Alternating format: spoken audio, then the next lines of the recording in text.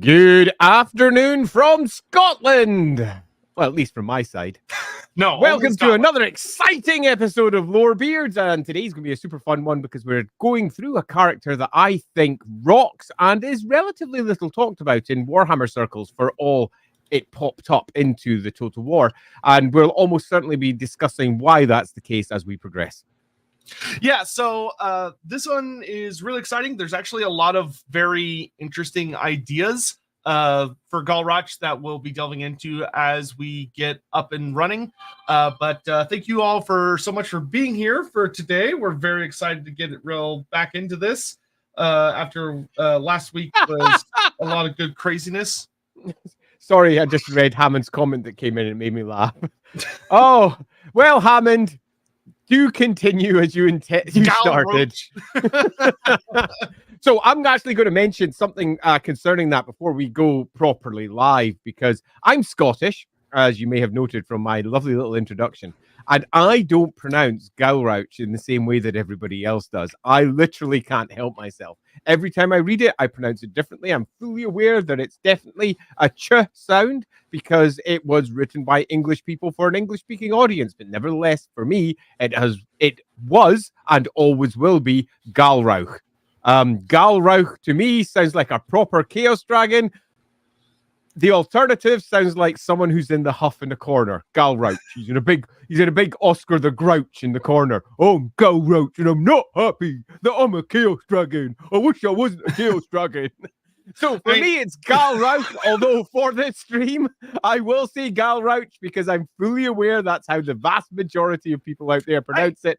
But be aware, for me, it will always be Galrauch. And if Galrauch should ever pop up in Lorehammer, it will be Galrauch, not Galrauch, because screw pronouncing it with a ch, because I don't want to have Gal the Grouch in the corner. C4, we all know that Galrauch's dominance in the bass fishing world is largely due to careful meal planning by his personal nutritionist, Crimlo. But does he drive an electric vehicle or a hybrid?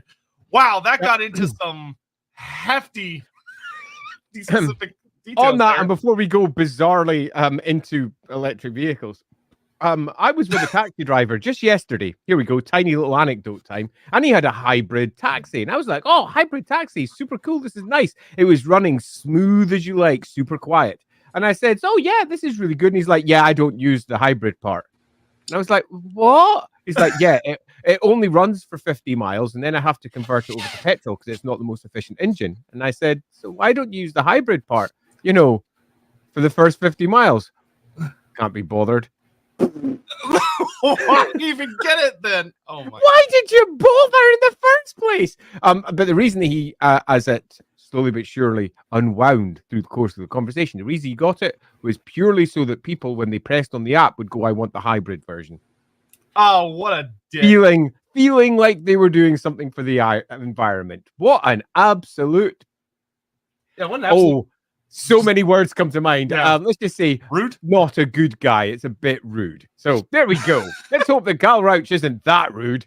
Turns out, probably a bit ruder. Probably a bit, though. There is a lot of sad stuff that'll come up. There is indeed. So before we really get up and running, just to take care of a couple of quick little tidbits here and there, there will not be a vote for the next Lorebeards this week because y'all were super tied, very, very split between Grombrindle and Galrauch pretty much the entirety of the time. They were literally tied until I think like the last day and a half where Galrauch eked ahead by 1%. So because it was super duper close and we're feeling nice this week, we are going to do Grombrindle as well. So Grombrindle will be this upcoming Sunday. But today we're going to do Galrauch because he managed to squeak ahead by 1 point towards the end. So let me also add, it's not just that they were so close, because we've had several that were close before in the past, like, for example, Vampire Lords and Durthu. And where do the vampires come from? It's because the votes for both of them were so freaking high. Massive, all the way up deep into the 40% throughout the entire vote for the entire time. So, yeah, so many of you voted for both of them. It almost felt unfair not to allow good old Grombrindle to pop up too. Yep. And then last couple little things. There will be an announcement soon relating to Dark Deeds coming up in the very near future. For those of y'all that have been following along with that, which of course is the board game made by good old Mr. Law and some buddies of his from back in Mark the LDW Gibbons days. and Andy Chambers. And you see their names sitting on the front there. Look, Andy Chambers, Mark Gibbons. So that is going to be super exciting. That'll be going up for pre-order in the very near future, which is a really good way to support through a little bit of a side stream, support what we do here on Lorebeards. So that's really great. And yeah, lots of other if you haven't already, you can also check out, we did do a reaction stream this past Wednesday to all the stuff GW did, which had definitely some ups and downs, but we had a hoot. So it was a good time. And without further ado, we're just going to catch up on these last couple super chats, and then we will hop into it. Also, just because I saw already somebody asking about it in the chat, Queek is very, very close, or at least part one. I mean, all three parts are going to come out probably within a week of one another. But part one, which is the big part that everyone gets the most hyped about because it's the history portion, is extremely close. To the point I even pulled up like a second editor to help us get through some stuff faster. But I am very, very excited for that project finishing, and I hope you're all looking forward to it. Might I just say as well to that, congrats for getting it almost done. I mean, it's been some time coming. Yeah, you can congratulate me when it's done. let's get across the finish line. Hammond, what's Hashit's favorite Lakota chief? Sitting Bull. Ha ha ha ha ha. Ugh. Oh, you could have saved that for a Chaos Dwarf one at the very least. No, he's got to use it now, or he's gonna forget. Though I like the idea that Hammond just has like a giant series of boards with like thematic things, and he just writes down anything he can think of as he thinks of them. All right, so let's hop into today's Lorebeards, where we're going to be talking about Galrauch, the first of the Chaos Dragons, also known as the Great Drake, and the father of the Chaos Dragons. So this story is kind of interesting because we're going to be hopping around some pretty huge gaps in time. Yeah. Being kind of one of the primordial characters of Warhammer Fantasy, this is one of those characters that can sleep for a very long time. But miss some? No, I didn't. Wait, did I miss a super chat thing? Oh, he did the same joke twice, but answered it with a different answer. Go. Oh, what is Galrauch's favorite Lakota chief? Gal. And then Hashit's favorite, Sitting Bull. Okay, that makes more sense. Now I understand how it's one came to the other. Yeah, it's still grown worthy, but I guess it works a little more. Also, it's worth noting, it's something we were discussing before we began. Galrauch is one of those characters that almost popped out of nowhere. And for me, the very first time that I spotted the character was back in White Dwarf. And this is going back through the mists of time to White Dwarf. Well, it must be around about 270-ish area, so about 274, 275, somewhere around there. And they were doing as they often did, particularly during the 6th edition and every other edition before and after, using White Dwarf as one gigantic advert, where they dropped in all the goodies for the upcoming armies, or sometimes for the army list they just released, giving everybody a taster of all the cool stuff that was to come. And this great two-headed monstrosity was dropped in that White Dwarf. I think it's 274. Thanks. 274. I'm going to say 274. And it was dropped in there, and it was given a big write-up. And I first read that back in the day, and two things immediately hit me. And I think that they stand all the way through to the later version that we get of the character as well. And that is, when you read it, you go, holy shit balls. Galrauch is freaking amazing. Look at what he's done. He must be big. He must be special. Then you read his rules and you go, oh, yeah, all right. Yeah, that's okay. accurate. I mean, fair enough. I mean, yeah, he's got weapon skill 6. Yeah, sure. He's got toughness 6. Oh, that's not that much. I mean, he's basically a bunch of 6s. What's going on here? And I was so stunned that I went back and I read through the background bits again, which included some pretty cool shit that we're going to get into as we go through the course of this. And then I went back to his rules again and went, yeah, he's pretty good. And on the battlefield, he's really good. In particular, on the wizard side, rare for a big monster to be given an enormous chunk of magic. But stat-wise, yeah, sure. Yeah, he was fine. And I think this stands as a perfect example of what often happens in Games Workshop's lore, where they massively overhype a character. They make this character so extraordinary that when you read it, you're like, oh, hell yeah, here we go. We're going to get something amazing. I realize a basic Dark Elf assassin would not just give it problems, may very well kill it. And you're just left at the end going, well, that's not what I expected. He's fine stat-wise, but his background is, as we will discuss, not only pretty goddamn epic in terms of some of the things that he's done, but also pretty freaking sad. Yeah. Sad. So it, like Andy said, is worth noting. So Galrauch is a character that quite literally just popped into existence. Where if you go back and read the older Chaos lore, like back into 4th and 5th edition, you had the really, really big book of the Champions of Chaos, which was kind of the big book that introduced a lot of the characters that everybody knows and loves to this very day. Where you got like Archaon and a bunch of other characters like really well, deeply looked at and spelled out and everything, and all their items and stats and all this crazy stuff. He's not in that book. There's the big dragon character is Egrim von Horseman because he rides on Baldros. Though hilariously, there was actually an author that made a mistake with Egrim in one of the army books where he accidentally said that Egrim was riding on Galrauch for a while, and then him and Galrauch broke up, and then he got with Baldros. Yeah, and we get ourselves an even another mistake through there too as well, when Baldros is definitely not a descendant of Galrauch, but it is mentioned in other places that all the two-headed dragons almost certainly come from him. You do love how the various writers accidentally conflict with each other, but in this instance, it wasn't that bad because the writer that made the contradiction kind of didn't, because they did it in character, in that it was a scholar that was investigating it all, and it was done for the roleplay game side of things. And I think this is where the lore is at its strongest, when they have a scholar or they have somebody else giving an in-character opinion, and they can say, I believe it is these things. And then when you look at the extended lore, which they may not have looked at, you find out that it contradicts, but it doesn't matter because it's just that scholar in game's opinion giving a potential version of what the actual lore is, rather than grounding it with a firm God voice, a voice that says, all chaos dragons with two heads come from Galrauch, the father of dragons, and that's it. That is often the way that Games Workshop writes. And in this case, on the roleplay side, they did it right. And even though a contradiction was made, it was a contradiction that didn't actually cause the lore to go snap. As you go, wait a minute, it says one story here, one story there. They contradict, and both are written with the God voice. This was, I think, a fine way of breaking the lore.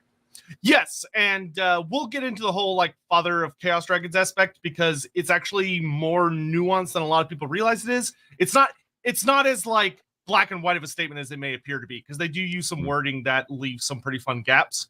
But without further ado, let's actually dive into this. So to talk about Galrauch, we got to wind the clock way back. To get technical, we actually have to go back even before Chaos, debatably even before the old ones. So way back, we've talked about in other streams how the dragons were agreed in most sources to be the primordial masters of the planet. While there, of course, were already many different species of dragons, where you have the more eastern dragons, like the Celestial Dragon Emperor, who at this point was just a big dragon. He was neither emperor nor celestial at this point, really.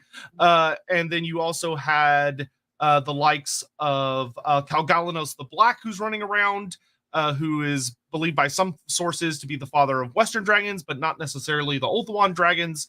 And then for the Ulthuani dragons, they had, I think it's Draugr, because in Draugr is Anarian's. And I think Anarian's dragon's dad is supposed to be Draugr, who's like the big daddy.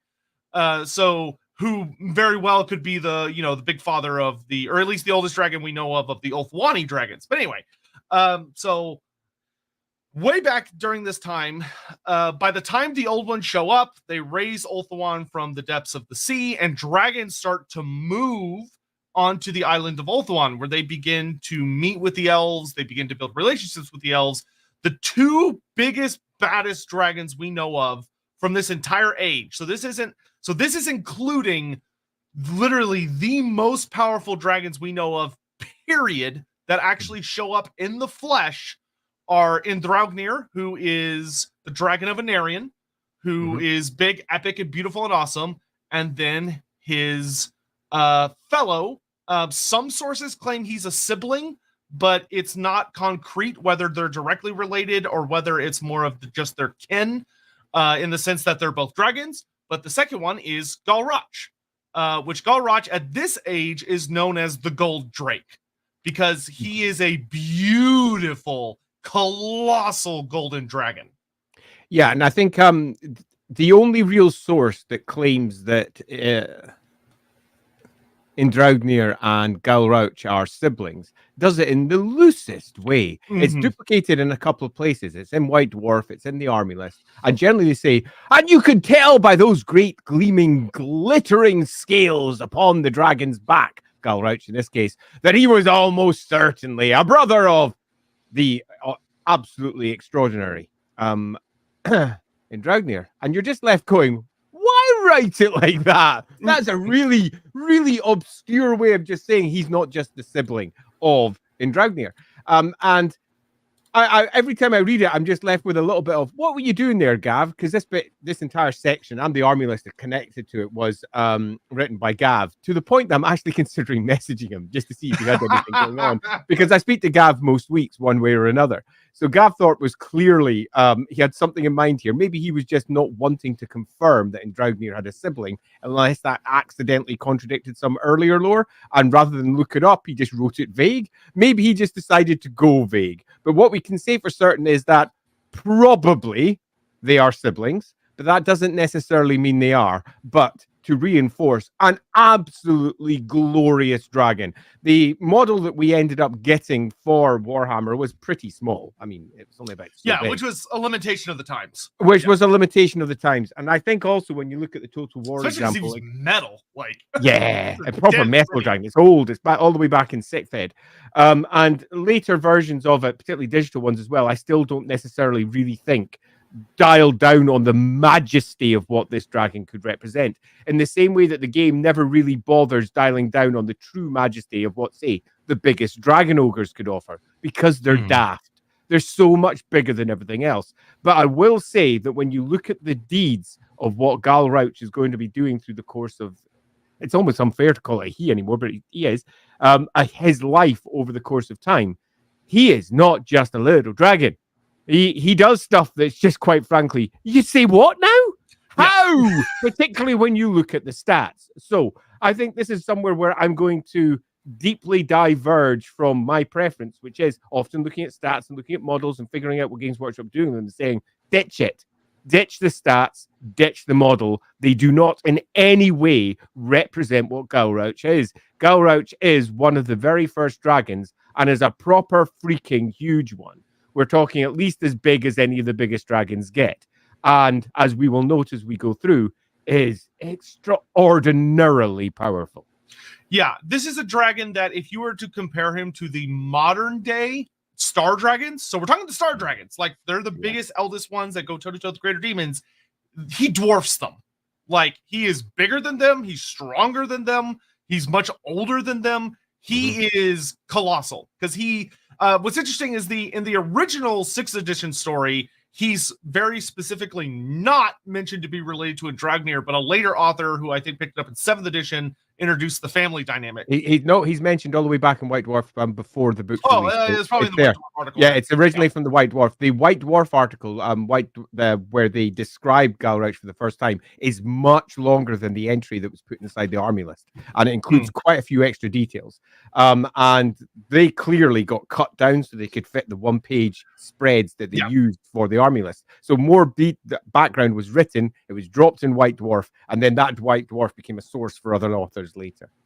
Yeah. So, just like you would expect with Indraugnir, this is a dragon who was strong enough that he probably, very likely, encountered some of the old ones, was able to have conversations with them, because we know they spoke to some of the early dragons, and he was allowed to live on Ulthuan, which, if you think about it for more than a couple seconds, is pretty fucking huge, because the old ones had curated this perfect paradise for the elves and were watching over it, at least from a distance.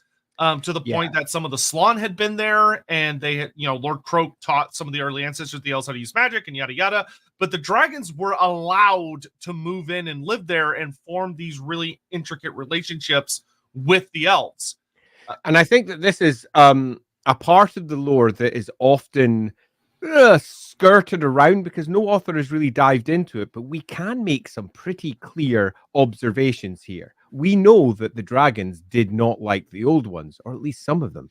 But the very fact that these ones are here on Ulthuan suggests that there was definitely not just one or two factions, but multiple factions, including a faction of dragons that wove into the great plan as it was before the coming of chaos. Because they were on Ulthuan, they were with the elves, they were quite intimate in terms of their relationships that they had.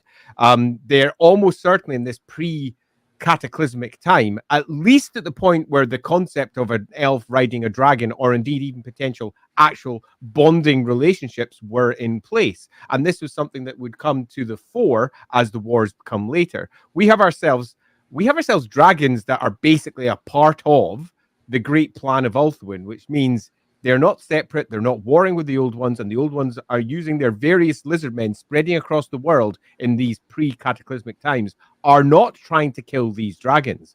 These dragons are on side, which means we have got ourselves sympathizers, which is, I think, a super fascinating way to view them. These have, they've viewed the colonists arriving, the great old ones coming in and changing the world entirely, and they've gone, you know what?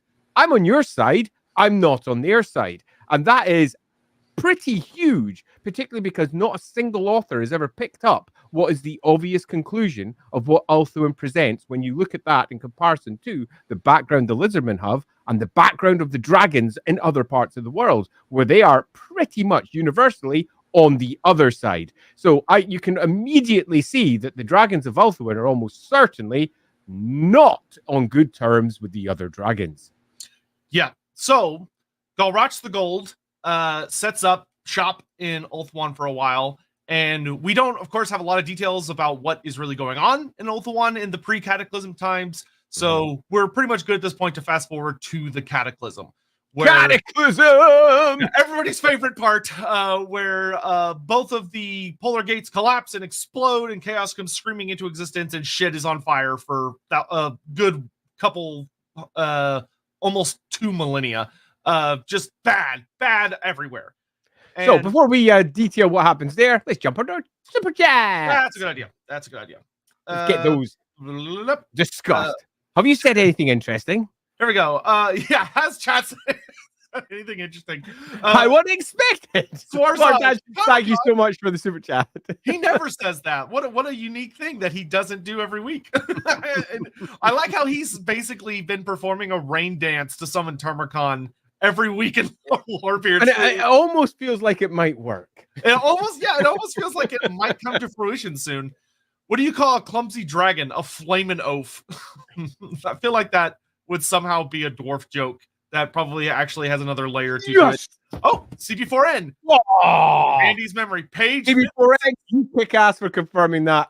There's some things that go out my memory. One of the reasons that I recall this so clearly is because I was once going to be writing a book on the Phoenix Kings for Black Library. And I was halfway through the pitching process. I'd written out the entire breakdown for how it was going to work. And Galrauch was one of the characters, was one of the characters I was going to be using, because there ain't no way I was going to have such an integral character to the formation of the elves not come back and lay waste to something during the course of a Phoenix King book. It was a complete waste of potential not to do so. So I read up literally everything that was there on the character, which turned out to be relatively little at that point, and gathered it together to use as a resource for what I was doing next. And for some reason, much like White Dwarf number 127 always sticks in my head because of its inclusion for the first time of the Aspect Warriors for the Elder, and you got to see all Jez Goodwin's astonishingly good artwork for that. White Dwarf number 274 sticks at the back of my head largely because it had Galrauch and it had details that weren't anywhere else. So it just sort of stuck there. So thanks for confirming that. I feel like my memory's not entirely shot. There you go. Penting Jesus. Hey, Jesus. Oh, yeah. Art. First time super chat, long time Grumblebeard. If we're talking about OG dragons, will we ever hear what little we know about Skullux the Great and how he lost to Mortkin? We can talk a little bit about that towards the end. The Warpstone Dragon is one of my personal favorites. The big old nasty Warpstone Dragon from the Monsters Arcanum book. Yeah. Who is actually a really interesting character. We can speak about other dragons more towards the end. But we should have time for that by the end. Mendatus Callum, what do you call Galrauch's spawn? Throngnell! Good old Kozilid. Kozilid is a language that I think is best spoken by yelling. I don't know why. It just it just feels appropriate. Cheers for all the entertainment. Thank you, Harry. We appreciate it. What's Galrauch's favorite show? Dragon Ball Rip. Dragon Ball GT. It's not Dragon Ball. It's Dragon Ball GT. Well known. Yes, and yes, indeed, Rip to the creator. Hell of a guy. Yeah. The Sith Mister Famir looking at the donut dragons. Splitters. The Laughing God, is there an example in the deep lore of a kind of dragon?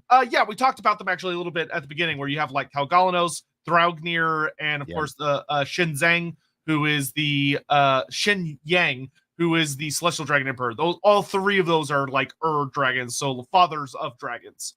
I think there's almost certainly a gap in the lore that Games Workshop will at some point either A, fill, or B, forget about. And by forget about, I doubt that'll happen, given that they're now putting at least some more stress on Cathay and the fact that there are dragon stories to tell. And by attempting to tell those dragon stories, you can't help but look backwards, because their genesis is way back before the Cataclysm. So I think it's something Games Workshop might at some point detail further, but as it stands, exactly what Sotek. Yeah, and I would agree with Andy, especially as I believe for the Old World roadmap they put out, I think the High Elves are getting paired with the Warriors of Chaos as far as like releases go. So there's a very good chance Galrauch might be the returning mini for Chaos, because it's a very iconic mini, and I'm sure they'd be happy to re-release it. In which case, you might actually see him be playable in the Old World again. Derek, love the shows. Billy Bretonian's first minis ever while listening, thinking about how to paint them, mixed heraldry or single lord colors. I always think it has to be mixed heraldry. Mix. Yeah, I understand that you can do single lord now, and they're kind of trying to encourage that, but that's just not Bretonia to me. Yeah, me neither. I'm old school when it comes to Bretonia. I must have painted some of the region around about 4, 5, 6, 7,000 of the bloody things. And even having done all that, if I was doing another one, which I'm attempting to avoid, but if I was doing another one, I would definitely be doing it with mixed heraldry, just because it also breaks up the boredom, because if you're painting lots of them, sometimes you can get a little bit, oh, not another bloody blue and green guy. Oh, no, let it stop. Yeah, so it allows you to get coming on, and you can like play around with lots of different patterns and stuff too. So one of the things that's I think interesting to talk about really quick involving the dragons of Ulthuan, because Galrauch plays very heavily into what's about to happen with this, is there's a concept among the Elves of Ulthuan that different authors have tried to tackle, and so talking about it is a little tricky, even though it's really critical to the lore, because of how different authors have interpreted it, which is something known as the Dragon Song. So for those unaware, there is Kalidor the Wizard, but his full title is Kalidor Dragon Tamer. And he is considered, of course, one of the most powerful wizards to have ever lived in the Warhammer Fantasy world. Certainly the most powerful non-Slaanesh, non-demon character, just period, when it comes to magic. But the reason he's called Dragon Tamer is because, according to a lot of the notes that we have about him, he invented a form of magic known as the Dragon Song. Now, what the Dragon Song exactly is and does changes wildly from author to author. Some authors have interpreted the Dragon Song as Kalidor invented a form of magic that allows the elves to communicate with the dragons, so that they're able to talk pretty much psychically, and the song can be used to awaken them from the deep slumbers that nothing else can, and it allows them to interact. There are other authors who have ran with the idea that while it's now used for that, it was originally designed to dominate the dragons by force. So it used magic to clamp down on their brains and make them obey the elves, which was very heavily pushed on during the War of Vengeance trilogy, which a later author would also use in the Burn the Bounty Hunter series. which is actually really fun because that dragon that shows up in that series actually shows up in Brunner as well as kind of like a big bad towards the end. But when they introduced that concept, the High Elves very strongly suggest during the War of Vengeance that that's not how you're supposed to use it, because the elves came to understand the dragons were very, thinking, extremely intelligent, emotional creatures, and they viewed dominating them as kind of a horrible sin. But they can by using the dragon song. I'm going to let Andy kind of run with his thoughts on the dragon song, because there's a lot of different avenues it can take, and it also implies a very interesting history between the elves and the dragons. Yeah, I was attempting to avoid that part because it's messy. But I think it's not just messy; it's freaking cool. And I think that there is definitely a very clear story that the High Elves are at least pitching. But you've got to remember that the elves that first put together this were not High Elves; they were elves. Yeah, elves. They predated High Elf and Dark Elf as a concept. Now, would a Dark Elf be happy to dominate a dragon or indeed anything else? The answer to that is clearly yes. And also remember that these Dark Elves are just Nagarythe elves. Do not think of them as somehow separate and weird and different. This is what the elves of Nagarythe were like. The great depredations of the Dark Elves to the north in Nagaroth, and how weird and different they are to the High Elves, is massively over-egged. They're not so different. So the idea that there are ancient magics that used to dominate other creatures is, for me, not just likely, it makes sense for the overall character of the elves as a whole. Now, could that magic also be used to be a bit more gentle, to communicate, and to befriend and be bestest pals with your nice dragony bud? I think the answer is quite clearly also yes. But I think that if you're looking for the genesis of that particular tale, it seems most likely that we're looking at someone like Lord Crowett coming along and saying, hey, elves, here's some help. Yeah. And what's interesting is you can also kind of extrapolate this, because you don't get a lot of details, like finer details. It's not very vague about what exactly led to a lot of the splitting between Anarion and Calidor, where Calidor got so fed up with Anarion that he left the court and went south with all the Calidorians, and we're like, we're not going to talk to you guys anymore. One of the ideas you could run with if you're trying to explore that concept, which would be very interesting, is if Anarion and the Nagarinthian elves, especially after the death of Adragnir and everything, were using concepts like the dragon song to dominate powerful creatures, as they were starting to kind of deal with, or sorry, not the death of Adragnir. This was before the death of Adragnir. But if some of the Nagarith elves were looking to dominate other creatures and dominate some of the dragons, because they're saying, we need these creatures. We need things that can go toe-to-toe with these powerful demons. We need all the dragons we can get, even if the dragons don't necessarily want to help. Whereas you could see the Calidorian saying, no, we have to use the dragon song in this particular way. I like doing the opposite. Yeah, and you could flip it. You could absolutely flip it. Because definitely, which would work actually very, very well, because A, it plays on your expectations, and B, we know Adragnir was very fond of Anarion. And Adragnir and Anarion are like that. And I think Adragnir's influence upon Anarion would almost certainly have led him in a very different direction.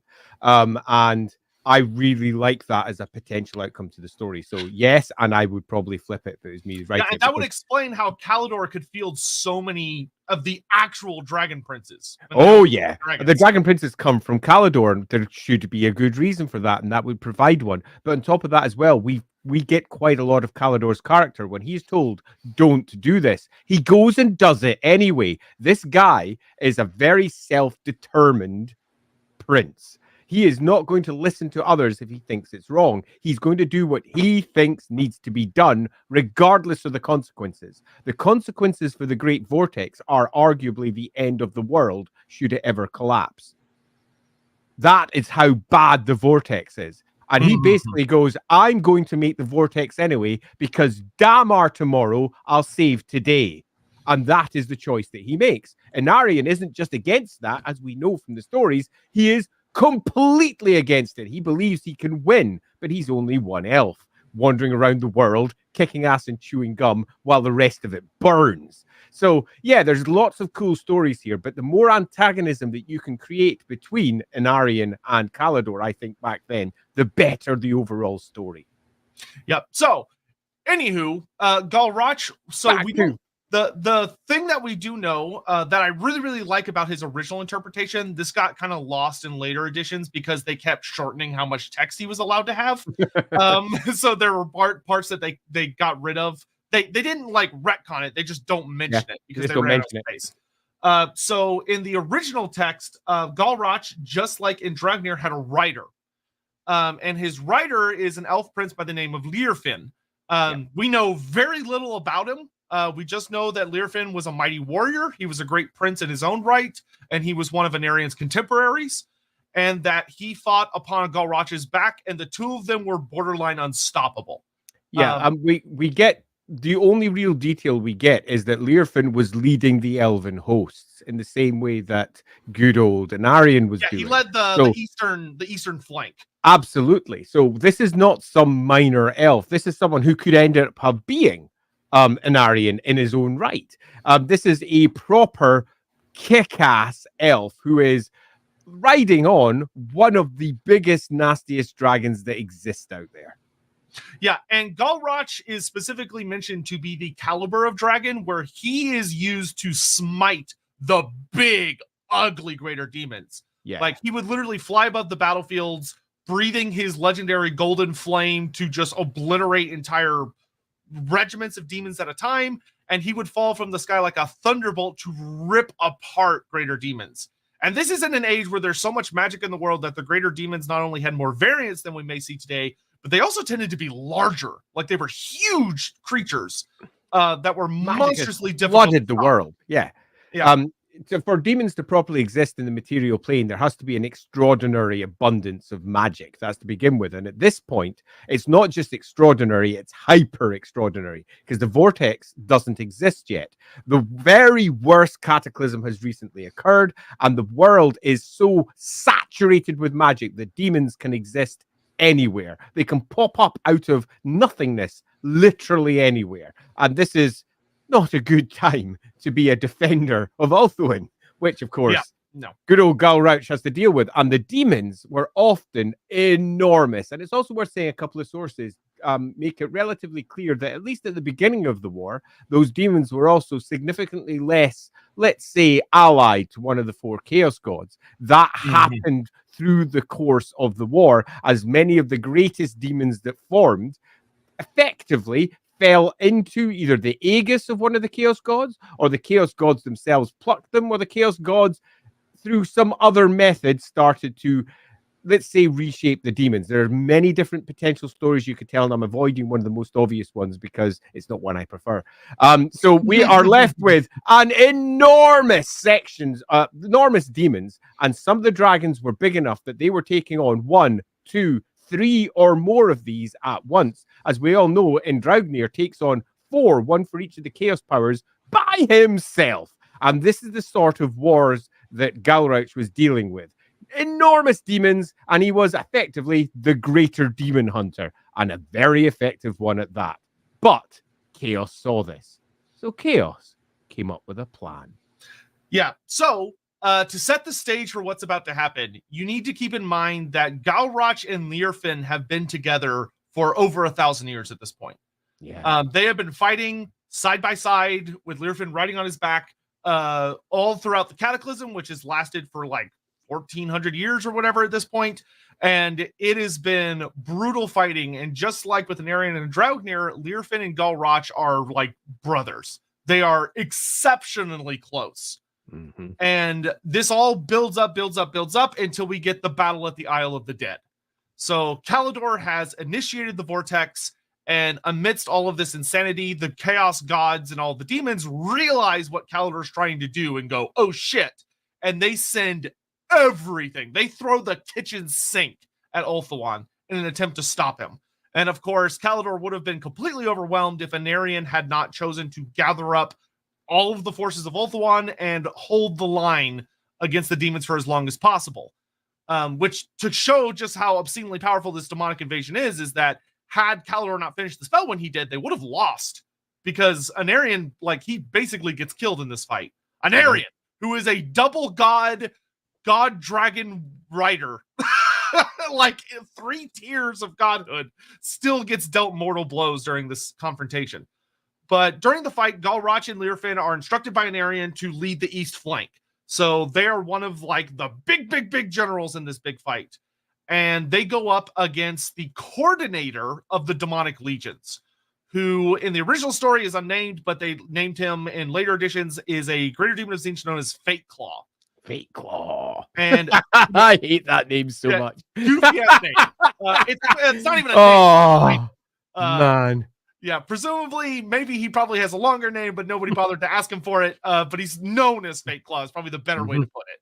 So Fate Claw is the coordinator of the demonic legions, but is said to be a unstoppable sorcerer. The elves, especially because all the best wizards of the elves are busy with the vortex spell, nobody's really able to stop him. And he's like obliterating entire regiments and is just kind of this absolutely horrible force. He sees Galrauch in the air. And you have to remember, when you're dealing with a Lord of Change, as powerful and as large as Fate Claw is, that this is a demon that has been scheming and prepping and doing a lot of tying together little strands of fate to lead to this moment. And he initiates his plan where he unleashes a horrific blast of magic that doesn't hit Galrauch, but it hits Learfin and kills him. And Galrauch, in that moment, loses his closest companion, someone that he's been with for millennia at this point, if not longer, because we don't know how long before that the two of them had actually met.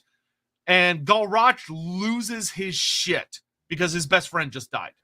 Yeah, and if you want to go down the darker route, as in suggesting that the dragons had been tamed with magic, the route that they would do so is pretty well known, because elves have been using magic to control etheric entities and other creatures for millennia. They do so through a familiar bond, and a familiar bond creates a bond between the spellcaster and the animal. Now, this is a pretty well-detailed thing on roleplay and in other parts, where familiars are basically directly attached, almost soul linked through to the creature, the spellcaster that has put them in place, effectively.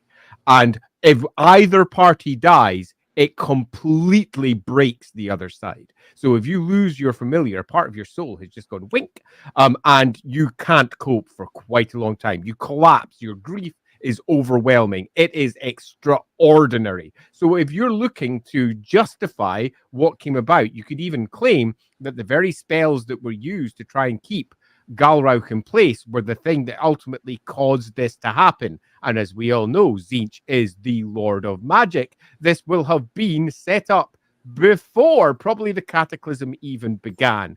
After all, Tzeentch is the god of fate. Tzeentch sees all possibilities, and Tzeentch makes plans accordingly to pick the possibility it wants. This was a charted outcome. If you want, think of the Tzeentch like one of the great old ones with the great plan. They're not entirely different, but you could argue that Tzeentch didn't like what the great plan was, so came up with an alternative.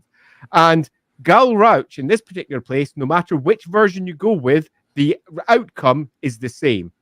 On one side, we have Galrauch, who is effectively a slave to a spell. And if that is the case, the breaking of that breaks him completely. His will drops enormously. He's in extraordinary grief. In terms of the rules for Warhammer, that means that the monster goes into monster rage. Yeah, monstrous rampage. Yeah. Monstrous rampage time, as it just randomly starts killing everything around it. So that's basically what happens on the rules side. But in terms of its psychology, utterly broken, which is kind of what the greater demon wants. Or alternatively, on the other side, we just have two incredibly close old friends who have been living with each other forever. They're basically the equivalent of lovers. This is not just a pal who has died. This is someone that they have been intimate with for centuries and has finally died. And the grief overwhelms the poor dragon. The grief is so strong that its will, which would normally be so exceedingly high that no demon, no matter how powerful it was, could ever come close to influencing it. But in this moment of grief, it is suddenly, and arguably fatally, given where it eventually ends, weakened to the point that this demon which is not a material entity, even though it is about to get carved up because of what just happened by Galrauch. And when I say carved up, I mean stop, head, tear, that will not stop the demon. Indeed, the demon is about to do something which is, in the greater scheme of things, extraordinary, because we have a creature that is effectively immune to everything. It's a freaking dragon. It cannot be got, except it's about to be got. Yep. So Galrauch descends down on this Lord of Change. And it's worth noting, like Andy said, that Galrauch does not act wisely here. He's lost to rage and grief. It even goes out to say Galrauch doesn't care if he dies. Like, he throws all caution to the wind, and he dives into the middle of the demon host to go after Fate Claw, which, from a strategic standpoint, should have almost guaranteed his death. But it didn't, because Fate Claw Fate Claw doesn't defend himself. Nope. He literally just holds open his arms, and he smiles and waits. And Galrauch comes down on top of him, bites his head off, and just rips and just obliterates his physical form. Just tears him to pieces. But Fate Claw's body doesn't do what it's supposed to do when demons die, which is normally that they kind of like just melt away into nothingness. Instead, his body dissolves. This is the time of chaos, so it's very likely they left bodies at this point. Oh, that's actually very fair. So this is a time where there's so much magic in the realm of the material realm that the demons don't just get sucked back to the realm of chaos. Quite the opposite. When they die leaving mortal components behind, and that in many respects will be used later by various dodgy wizards who are looking for various demon parts. You need when you have a point where magic is so saturated in the world, demon parts can continue. So normally, if a greater demon were to fall in this magic saturated environment, its corpse would land. A corpse, by the way, is a part of your soul. That part of its soul would continue to exist for some time as the remainder part went back to the realm of chaos. But that does not happen. Oh no. Yeah, so Fate Claw's body dissolves into mist, and it all coalesces. It all coalesces around Galrauch, and then just gets sucked up into him. Like, it goes in between all of his scales, and it's absorbed entirely into his body. Galrauch does not seem to notice this at first. Like, he literally, it describes the story. He flies up into the air and screams triumphantly into the skies that he kills this demon. And then he stops. And at this point, down on the battlefield, the elves are cheering because they know they've won the day. Now, admittedly, they have lost something horrendous in the fate that their lord has died. But the greater demon that's leading the opposing forces is down. The elves are triumphant. Galrauch is triumphant. But yeah, so Galrauch freezes, and then he starts to basically just vibrate very, very horribly, like having a seizure, essentially. And his body becomes rocked with mutation, where the way it's described is that parts of his flesh, well, the first thing that happens is that his eyes change. So his eyes turn into a different color, and he immediately turns his head and starts breathing fire on the elves. But it's not normal fire that comes out of his mouth. It's multicolored flames. So, and what's interesting is it's not described in the normal Zinch colors. It's not just pink and purple. It's pink, purple, green, red, orange, black, white. Like, it is this horrific, unseen before level of power coming out of Galrauch's mouth. And something we've talked about a lot about elves is that elves physically are very, very, very hard to mutate. But Galrauch's flame is so intense that he doesn't burn anything. Instead, anyone hit by it just their bodies are just completely overcome by mutation, and they're literally turned into like the Thing from the movie The Thing, where they just have bits and bobs and all sorts of other horrible shit exploding out of their bodies. And he's doing this to elves, of all things. Yeah, and it seems to have an almost continuation effect in that as this great gouting, mutating flame comes out, the scales of the dragon literally flow and also begin to mutate. Eyes and mouth start blistering and popping and coming out from the side as sighs and songs and chants to the great changer of ways starts rippling down the length of this great worm. It is not a good time to be on the elf side. And then just when it looks like it couldn't get any worse, the thing literally bursts out with tentacles and two, not one, two heads form as the first head splits in two like a flower and bursts into two long necks from the single neck. And the second head, half a head on each side, manifests on both sides. And they don't entirely look happy with each other. Yeah, so it's worth noting, like Andy said, that Galrauch has undergone a horrific change. If you ever look at his model, you go, why is he called the Gold Drake if he's all like red and blue and black? And it's because the mutation quite literally, granted, there are some scales on his model that should be gold, but most of his body, what you're seeing is his literal exposed muscle, because his flesh runs off of him or strips down his flesh. And if you actually go look at his tabletop mini in detail, it's hard to see because of how old they weren't able to get as much detail as they would have liked back then. But he literally has tentacles and spikes and all sorts of other just nasty, gribbly bits coming off of him.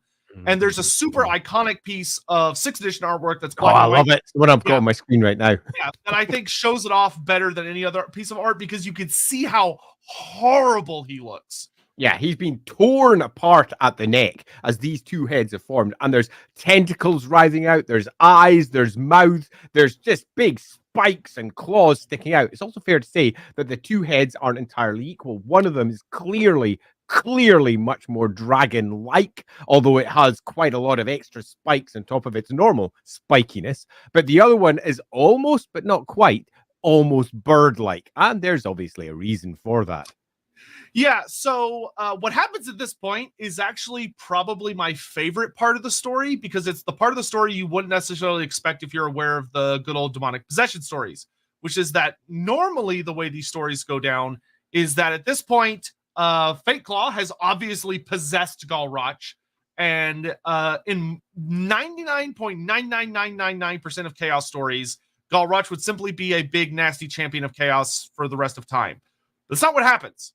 Instead, as Fate Claw is triumphant in that he has possessed the body of one of the most powerful dragons that is around, something unexpected happens, which is that the more draconic of the two heads turns to the more horrible fleshy head and starts to attack it.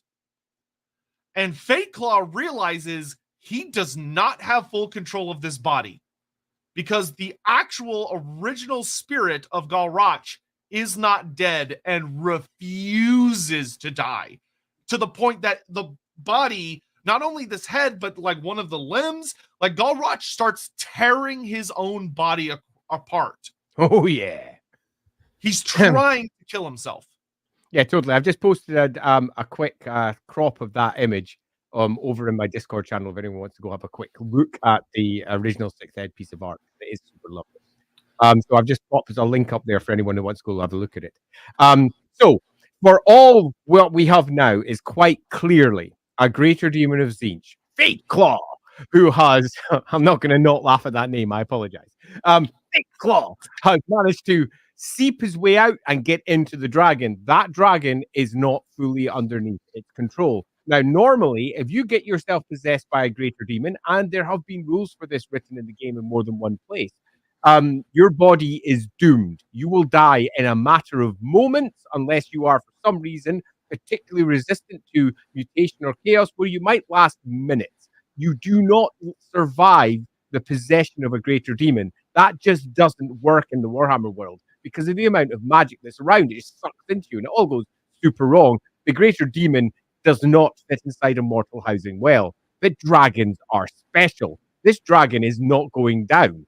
But that equally means that this dragon is not going down. Its consciousness, the original consciousness of that dragon, is in there at all times and constantly bickers with and fights with Fate Claw, who is currently inside his mind. It's also worth noting that as the vortex goes up and it all goes a bit wrong, Galrauch is now in a completely different position. Magic suddenly sucks from the world, and Galrauch does what all the dragons pretty much do the second that happens. He fucks off. He goes for a nap. Because it's sleepy time. Now, as is mentioned in more than one places, although it's contradicted in others, so take this with a certain amount of salt.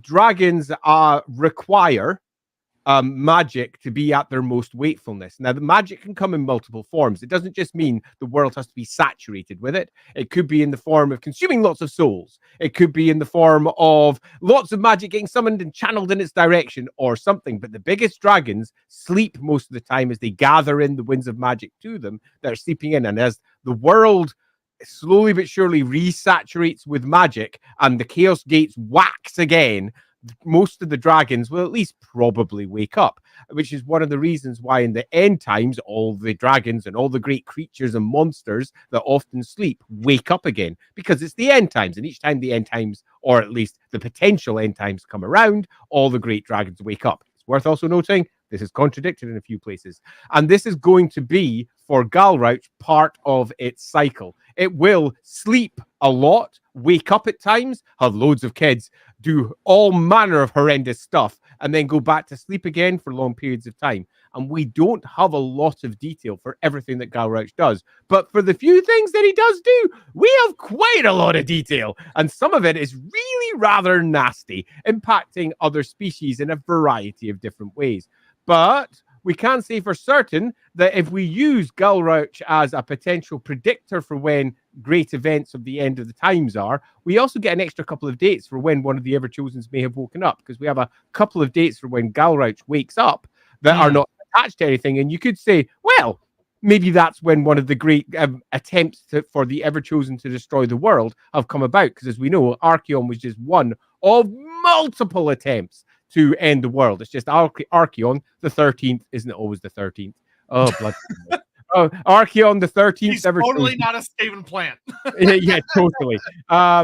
Is the one who is successful. All previous Everchosens kind of flubbed it. So yeah, there's a lot that we're about to cover. But where would you like to go first, Mr. Sotek? The first thing I want to do before we actually get caught up on some super chats and stuff is that for those curious of the way the Ulthuan cycle kind of ends, is there is kind of a epic, but if you think about it in a comedic sense, almost hilarious moment where when like Andy said, the vortex is finished, because Galrauch, the greater demon likely hoped to use Galrauch as kind of the ultimate bludgeon to win the war for the demons, but then of course he couldn't actually overpower Galrauch, which caught him off guard. And the two of them were too busy fighting to actually contribute any more meaningfully to the big final battle. So when the vortex goes off and all the demons fade away into nothing, Galrauch is literally the only thing left that is not chaos associated, because he has enough physicality to him that, of course, he doesn't fade away. He's just there. So he has to flee because the dragons and the elves are, he knows they're going to try and kill him. Because by this point, the greater demon, the Lord of Change, has retaken control of the body. He manages to get it under control, and he flies away to the east, where he goes to the old world to set up shop for a long time. And now we're going to get caught up on Super Chat goodness. Yeah. Here we go. Chats. What have you got to say? Oh, yeah. Oh, no. I already did this one, Derek. But yeah, good. I hope you're having fun with your... There was a Twitch one right after that, as I recall. Oh, you know what? I've got it. Okay. Cheer. Thank you, Morton Crescent. Between Galrauch, the Changeling, the Blue Scribes, and Hellbrass, what is it about Tzeentch that inspired so many iconic chaos characters?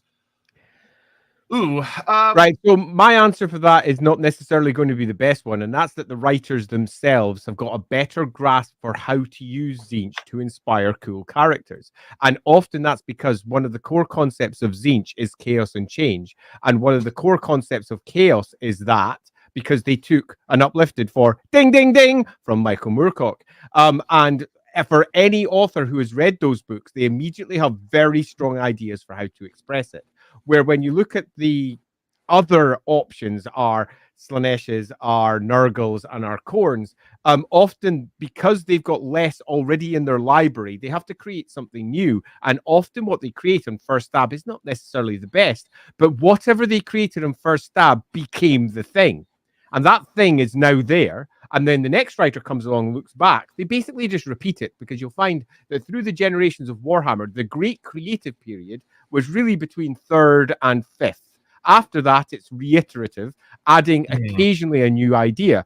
Galrauch is brilliant, because Galrauch is one of the rare examples where a new idea was actually completely added to the system. This was a completely new character that was dropped in, referencing, other characters in the past, but not necessarily replicating them.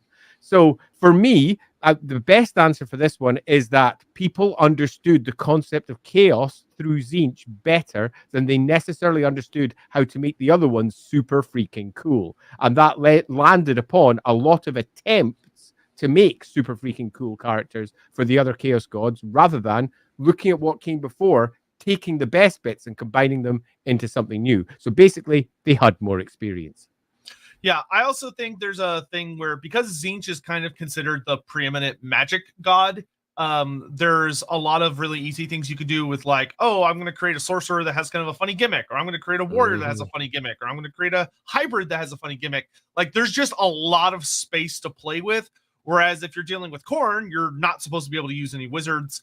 And then if you're dealing with Slanesh or Nurgle, I think, unfortunately, a lot of the writers that tackled those characters just didn't have the imagination to really delve into what those could be. And they kind of just ended up retreading the same ground over and over and over again.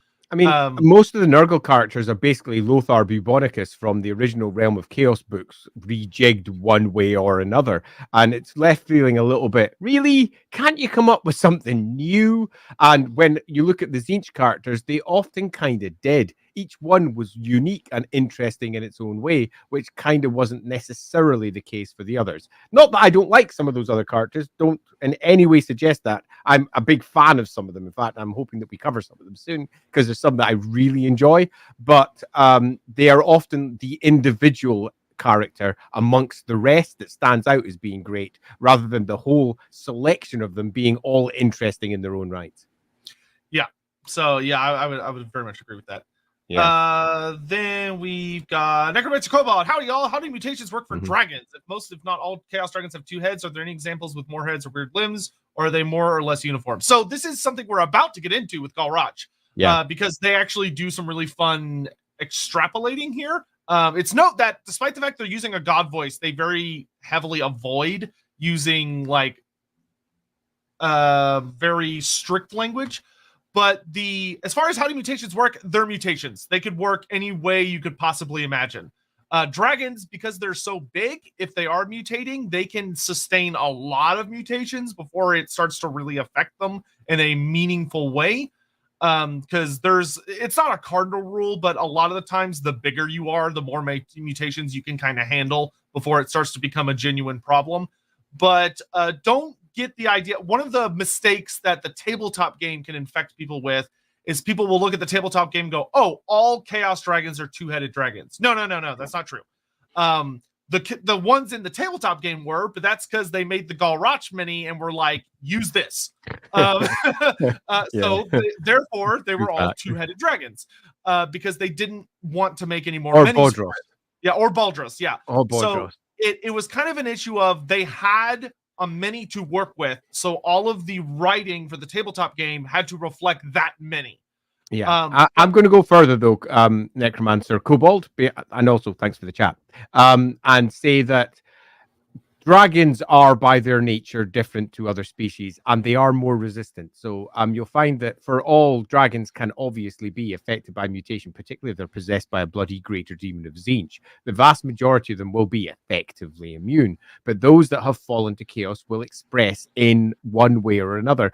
However, they are clearly not immune, but equally, all of the models generally don't show much in the way of mutation. And from that, you can extrapolate that the dragons themselves, even those who've fallen, are much more resistant to the, let's say, physical mutation than they are perhaps to the maddening mutation that you can get of the mind. So you'll find that if one were making rules for them, you would probably use similar rules to what halflings use inside the role-playing game, which is that 90% of mutations they get are mental, in that chaos sends them mad in one way or another, and not just simply they're insane in a classical sense and they've got mental health issues. Quite different. They have literal mutations of the mind, which means that their soul itself has mutated into something different, and their mind no longer works in a way that other people's minds do.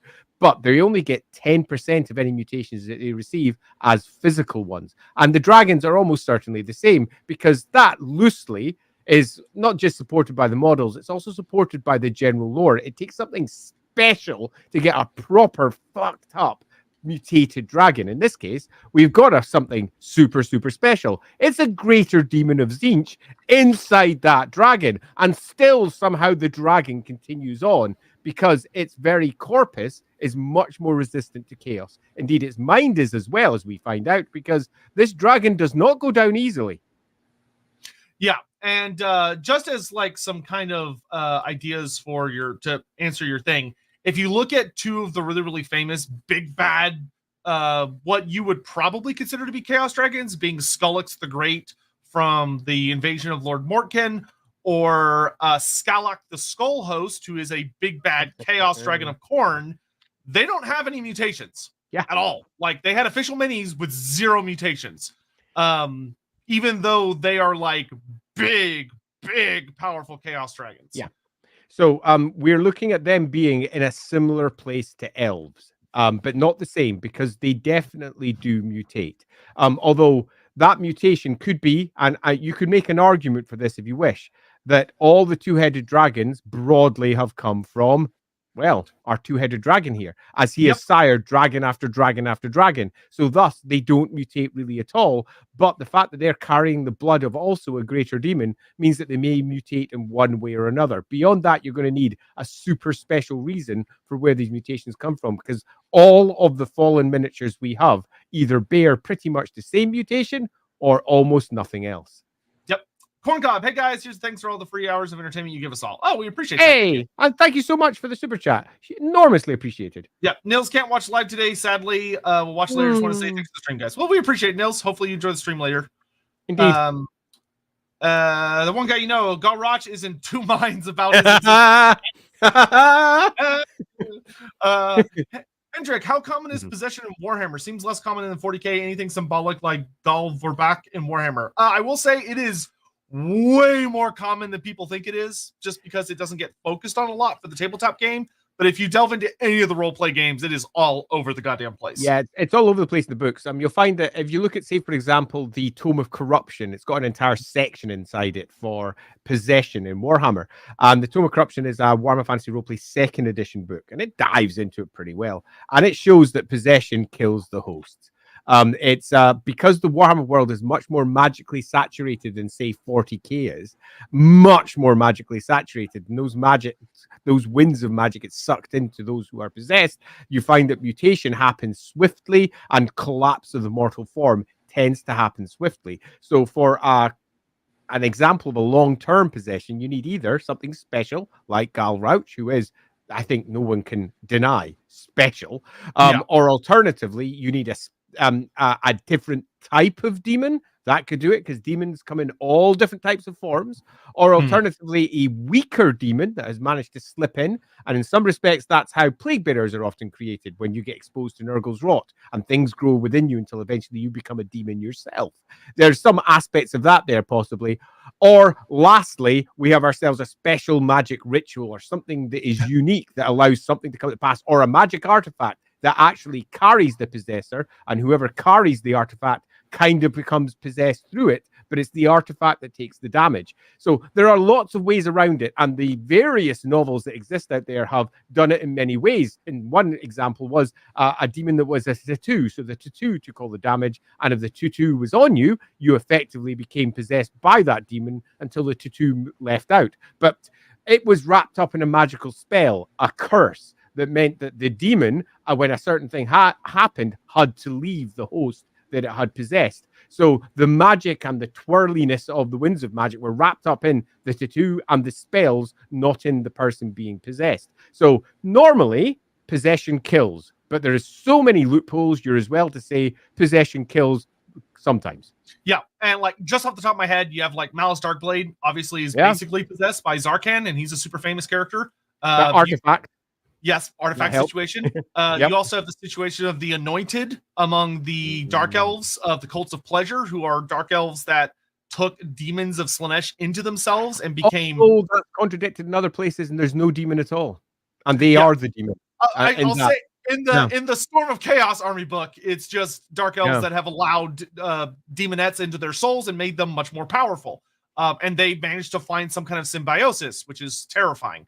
But it also notes they've been around for like a fucking crazy long time. Like no new ones have been made in millennia. These are like the same OG ones. And then you have other situations. Another good example is the Incubi and the Succubi, which were created by the demon prince Samael, where those demons realize, which if you've been watching your Lawhammer, you may go, wait, I know that name. What? But if you're, but those are a case where demons used a very particular form of ritual to create mortal bodies that were empty, and the demon then basically meshed themselves into the body. But Samael warned them that there was a downside, which is that if they died, they died. Period. Forever. Yeah. Which they did not listen to the warning. But you know, supposedly they're still around, some of them. Yeah, super fun. Still loading. Yes, Galrauch. Good tidings, gentlemen. Galrauch thinks second's best amalgamation characters in and around Warhammer. We know the first being, that looks like Kremlo, so I'm moving on. Mandatis, rules are why I almost decided on my Coronate Chaos Dragon having 2 heads and 1 decapitated neck, similar to Placidusax in Elden Ring, but it felt a little too nurgly. I mean, the idea that like a dragon would have sacrificed one of its skulls or lost one of its skulls to Khorne, which could mean why it's lost a head, I don't think that's too that's at all. Super fitting. Mandatus, definitely not too nurgly. I like the idea of him having sacrificed, perhaps in a battle where he didn't do well enough, did not spill enough blood for Khorne to be happy, sacrifices one of his own heads. That's kind of freaking cool. Yep. Jonathan Scott, is there anything both heads actually agree on? We'll talk about that in a second. Like, I'm sure they would disagree on how to cook him, but they would probably both want to eat Balthazar Gelt. So let's actually talk about Galrauch post Cataclysm incident, where he becomes the Galrauch we all know and love. So Galrauch, although we'll talk more about specific things that happened in his history, I think it's worth diving into who he is as a character now, which is that for the most part, the vast 9 times out of 10 that you would see Galrauch or encounter him, in which case you're probably about to die, the demon is in full control. The Lord of Change has a very strong stranglehold over the body of Galrauch, but there are times and certain events that have occurred where the original Gold Drake will be able to wrest back control of one of his heads, in which case he virtually always immediately starts attacking his own body, which is kind of a horrific thing to think about, because it implies that Galrauch is borderline always aware. Even if he's not aware, he wakes up for brief moments of lucidity, and the only thing that he's ever trying to do is kill himself. Yeah, and as we mentioned near the beginning of this stream, it's a pretty sad tale for poor old Galrauch, because Galrauch, in a moment of absolute horror, is taken over and suffers pretty much eternally since that point, almost certainly regretting all of his life decisions.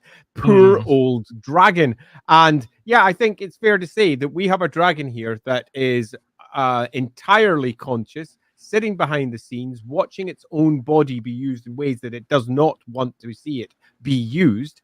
And the only time that the demon is able to lose control is when the demon itself is potentially stressed or out of it in some fashion. For example, when Galrauch wakes up, the great long slumber of the dragons, and magic is waxing in the world again, there tends to be a moment when they just do not get on and they tear into each other as they struggle for control. And once control is established by the demon again, it tends to be pretty consistent until, again, perhaps they're in close combat, or perhaps they're in a situation where their life is threatened, and Galrauch suddenly makes an attack and tries to take over. It happens rarely, but it happens enough that there's enough tails of these heads squabbling and the dragon tearing into itself that have popped up in an almost legendary fashion. Although, let's be honest, most of the legends of Galrauch are, holy shit, he's killed everything.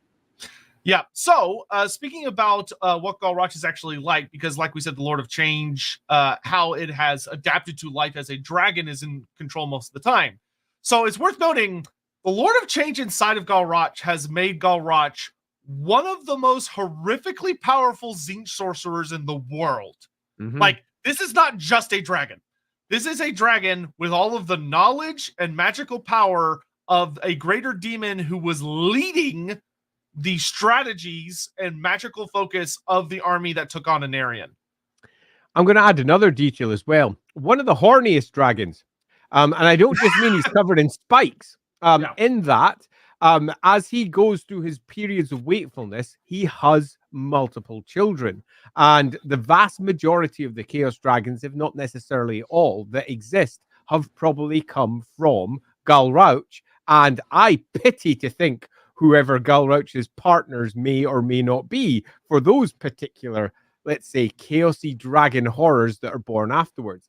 But the dragons that come out afterwards, they appear to be relatively consistent. They are not covered in all of the horrendous mutations that literally inflict Galrauch. He's got mouths and tentacles and all sorts of horrors on his underbelly that are just disgusting. Most of the chaos dragons that we are aware of come out like dragons, but typically with two heads. Again, showing that the influence of the greater demon and Galrauch, effectively the two heads that rule it, pass on.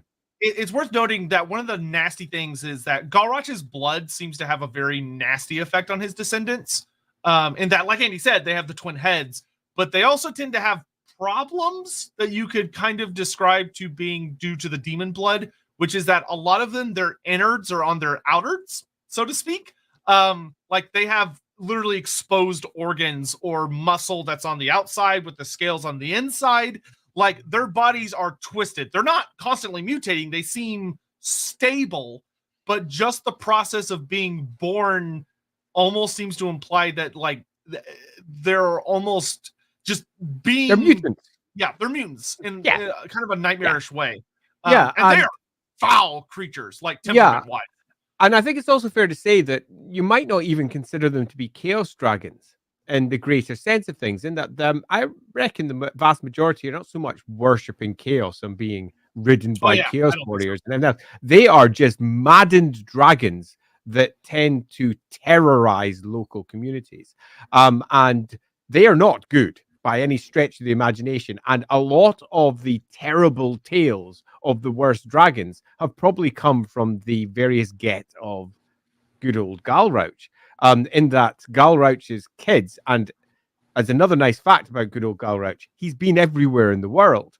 There's nice clear bits where he says he's been in Nagaroth, he's been in Ulthuan, he has been down to Lustria, he's been to Cathay, he's been over the seas multiple times when he goes through one of his wakeful periods, meaning that his get will be everywhere that there is dragons. And I would not like to be, as I said, on the receiving end of however the hell he got those eggs into place in the first place and fertilized them. It does not sound good. But as we said, as a loose point, he is one of the hornier dragons out there.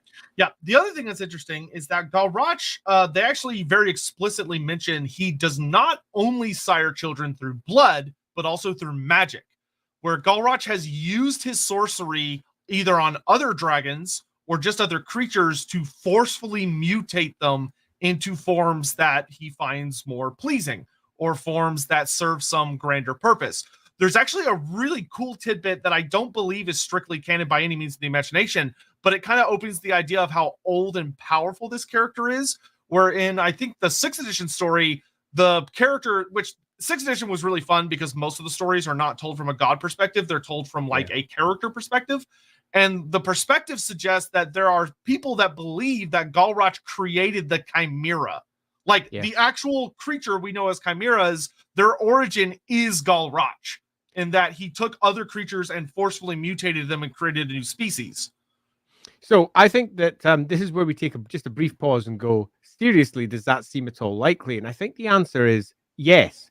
This is not a dragon as we understand it. This is an extraordinarily powerful greater demon of Tzeentch that is held within the corpus of a dragon and can fulfill Tzeentch, the changer of the ways, plan upon the material realm. Part of its plan is to weaken all of the great nations, all the great, let's say, realms of the world. And it does so through its many children that it has created through a variety of different means that terrorize and break down civilization. Galrauch is effectively a greater demon of Tzeentch that is made material. There are very, very few of those. Potentially Galrauch or maybe one or two others that have been popping up in lore here or there. And most of them are under such constraints that they're held in an artifact or they're underneath a spell or a curse or whatever else it might be, because they're so insanely dangerous that anyone that becomes aware of them tries to stop them. Galrauch is under a completely different curse, and that's that he's a dragon and he needs to sleep. And his long periods of hibernation last for centuries, meaning that his wakeful periods are relatively short and don't last that long. Meaning that whatever plans that Galrauch, as the greater demon, Fake Claw, has for the world, they have to happen in a relatively short period of time, perhaps a decade. So that decade is used, and trust me, that dragon is not just sitting there wandering around going and attacking with armies or anything similar as it blows away various bad guys. It's got plans, and schemes. A lot of those plans and schemes are going to look exceedingly undragon-like. And a lot of those plans and schemes are going to come across like, well, strangely enough, a greater demon of Tzeentch, and that shouldn't be forgotten. Galrauch is unique. Yeah, and I mean, just think about that as well for a moment, of just the idea that kind of the ultimate goal for any greater demon, or just demons in general, is the ability to be able to permanently manifest within the mortal plane. This Lord of Change accomplished that. Yep. And you can see why its mouth twisted with glee when the dragon bit into it, which would normally be the end of its schemes. Indeed, this was the beginning of its schemes. Yeah. So as far as just kind of less, so he's created a lot of different creatures throughout the world. So it's not just dragons, but chimeras, and it even mentions many other twisted monsters that haunt the world are creations of Galrauch. And it's worth noting that when you're even looking at other split-headed chaos dragons, that some may be direct descendants and some may be creations. Yeah. Yeah. Like absolutely. If we look at Baldros actually leans more, if you're looking at what Baldros is, comes off much more as a creation of Galrauch as opposed to a son, because Baldros is weird. Like he's canonically indestructible, which is bonkers. To the point that that's why he got sealed away beneath the colleges of magic. They couldn't kill him. Yeah. Baldros has always felt to me like he was a creation of Galrauch. It just fits. It makes sense, particularly given the very nature of the character at hand and the nature of the entity that would be required to create something like Baldros. We have an answer. So why make it something that isn't obvious? Clearly, this is what this chaos dragon does in the world. It creates exceedingly nasty, powerful creatures like Baldros, like Chimera, like various other things as well, to disrupt, to break up, to ensure that Tzeentch's great master plan comes to fruition in the way that it's meant to do so. Yep. And so yeah, super fucking nasty. We're gonna take a brief break now to catch up on super chats, and then we're gonna talk about some of the actual things that he did. Which is a surprisingly nasty list. Yeah. All right. Cool. So we start here. Penta Jesus, thank you again for the super chat. We really appreciate the support.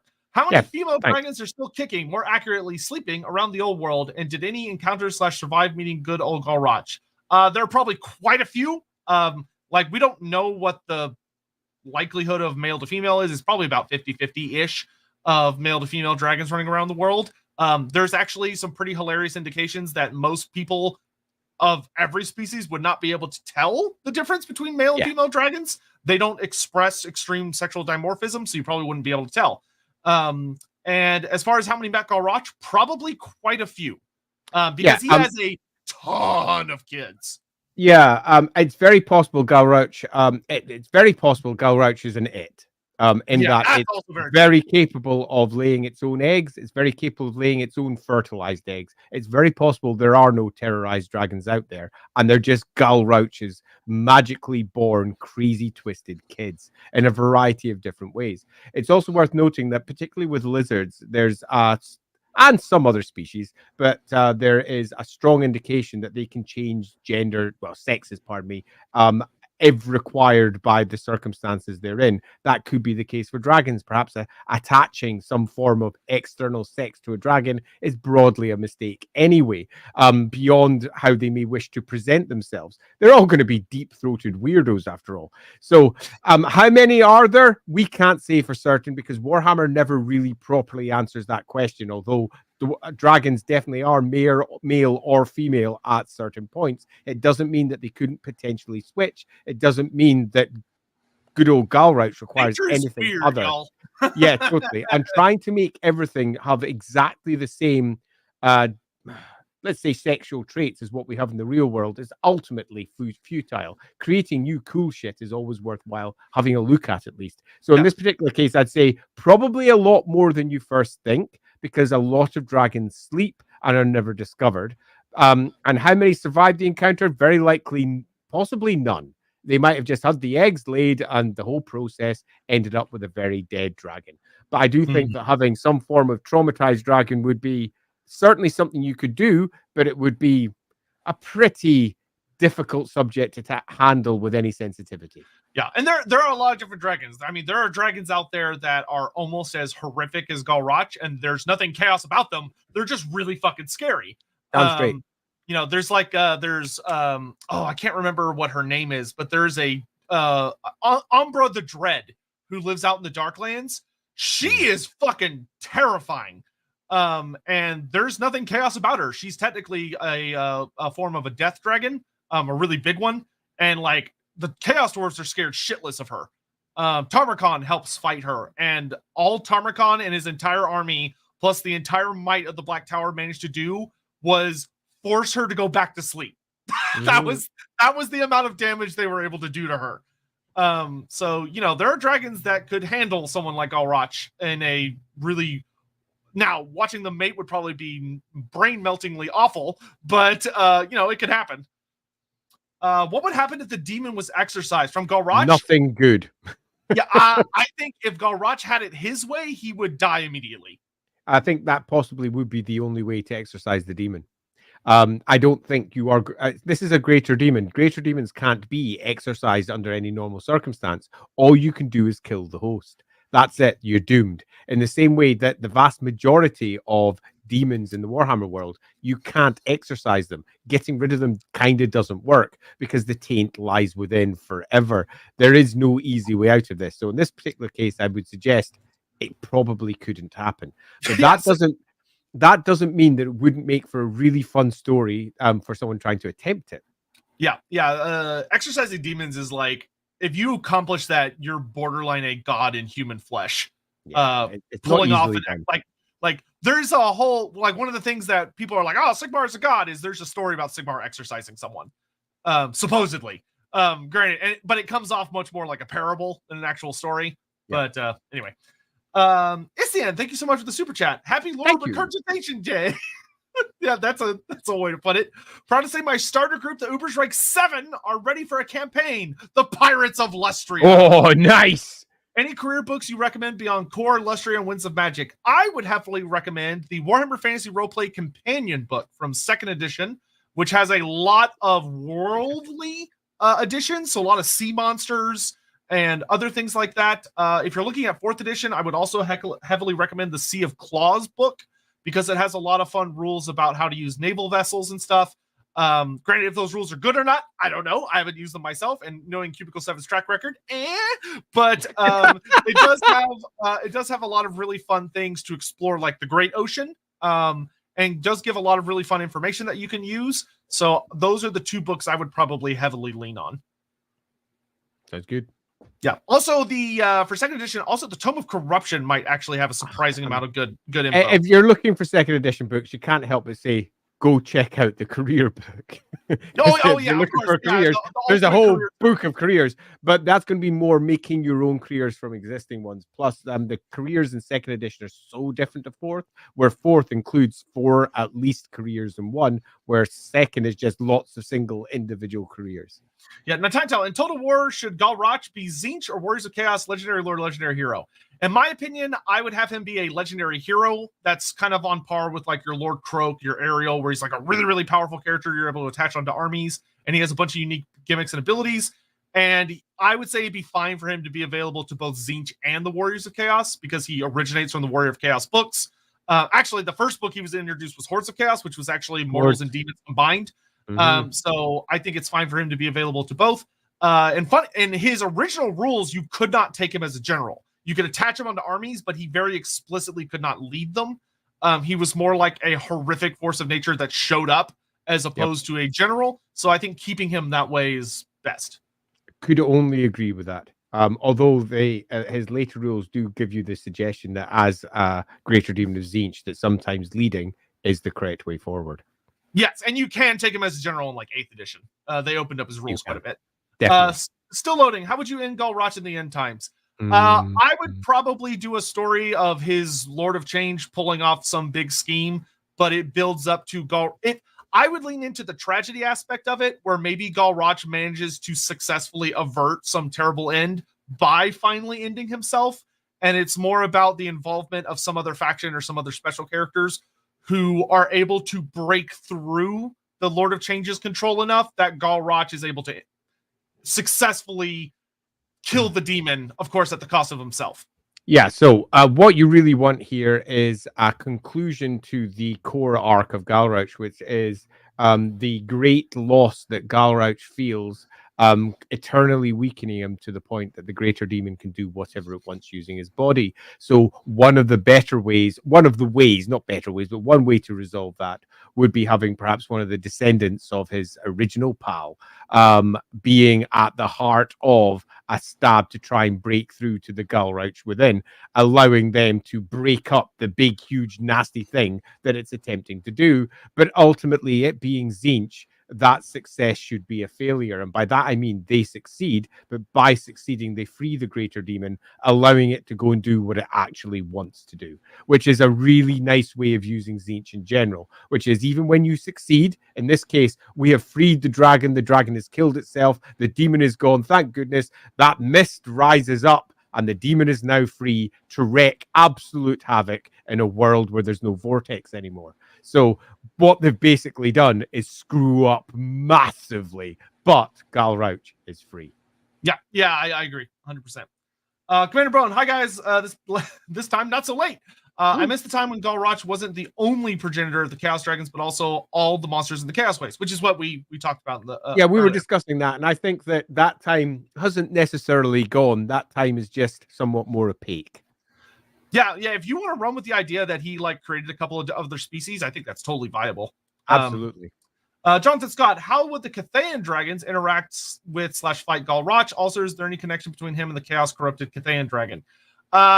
I will say, with the idea that Galrauch travels around the world every once in a while, and he's basically a Lord of Change that's up to some horrible shit, and he is a master at mutating dragons, the idea that he would be involved with Flame Fang, who was the, in my headcanon, though it's not confirmed, the Chaos Corrupted Tzeentch dragon of Cathay, who's supposedly one of the 9 dragon children, Galrauch would be critical to that plot.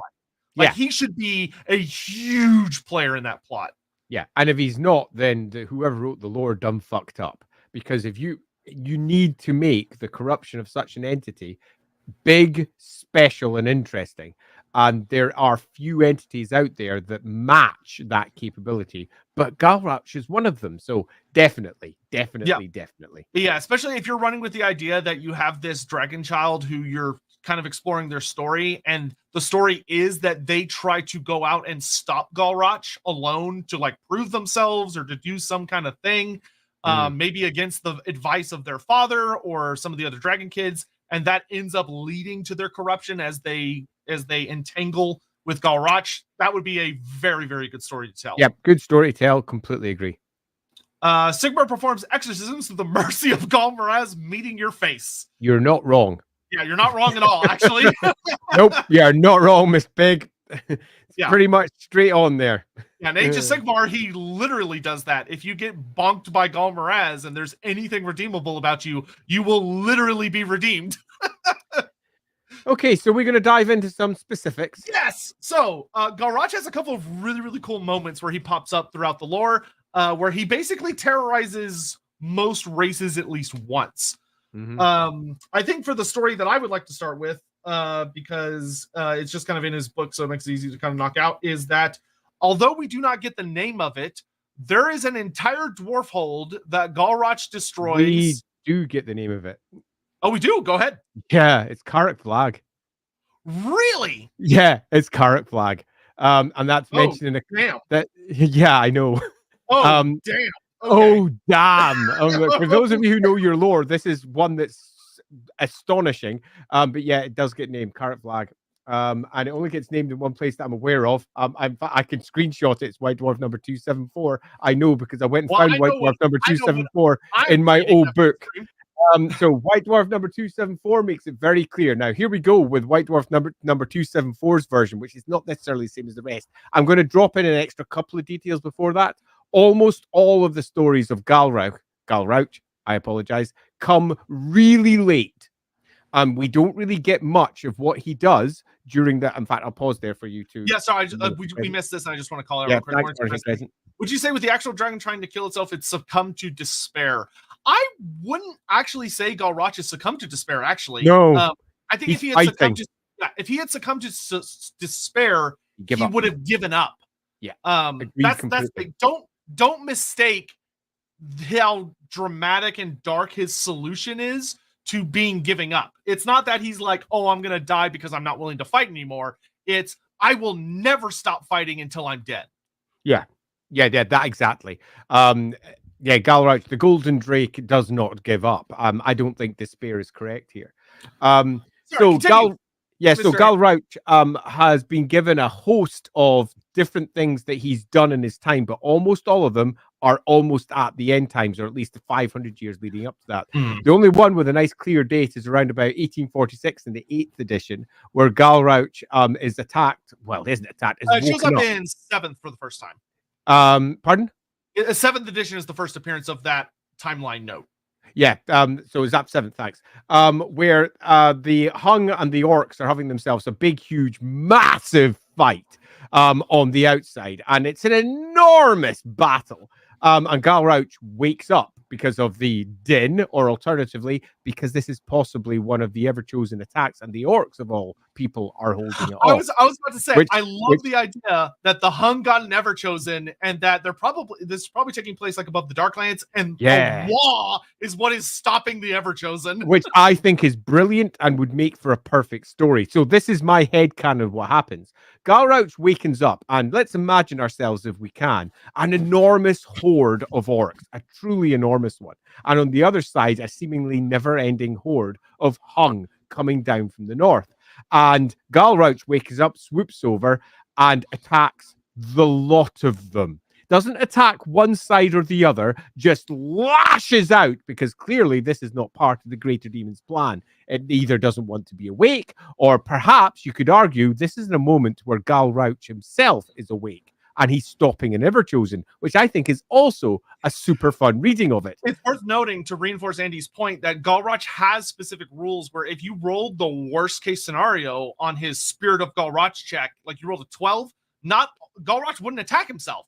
It's that the Gold Drake would take full control of their body, and he would turn around and attack the Chaos Army. So this is a moment where I really like to think we got our 6-6-12 result. Wakes up and just scours the lot of them. Now, our Orcs are terrified of this. They send up 6 enormous wyverns to take it out. No, he eats them all and then proceeds to kill everything. Now, when I say his stats don't match this is what I'm talking about. He takes out the entire Hung and Orc army, sending them to flight before slipping back to sleep again for the big event, which happens a few years later when Karak Vlag is actually taken out. And it's interesting, it's dated as well, because it's dated at about the incursion of Chaos with Magnus. So it's 2302, Karak Vlag, that's when it happens. And we have a story of Karak Vlag that sits on one side, and then we have the completely different story that sits underneath with Galrauch, which is that Galrauch is in a state of slumber come the arrival of Chaos, and is deep, deep, deep beneath the World's Edge Mountains at this point, and is sleeping on a great pile of treasure. Now, you might go, that sounds a little bit Tolkien and stereotypical.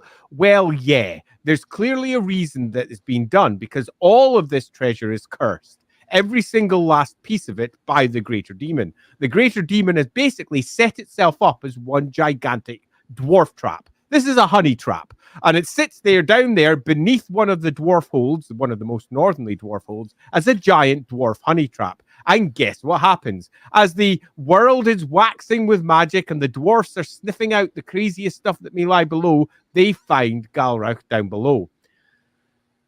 Well, I think you're going to guess that this isn't going to go well if you know anything about Karak Vlag. It is not going to go well. To begin with, they're completely overcome. They have to have this treasure. They start trying to steal it. Galrauch waking up.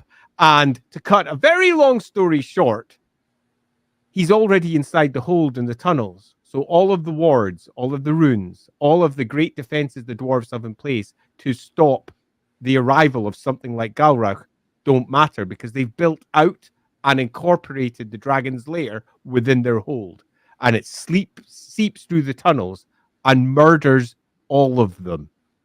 Literally every single last one. And I'm going to drop one extra detail that this little tale on its side does. One of the important tales.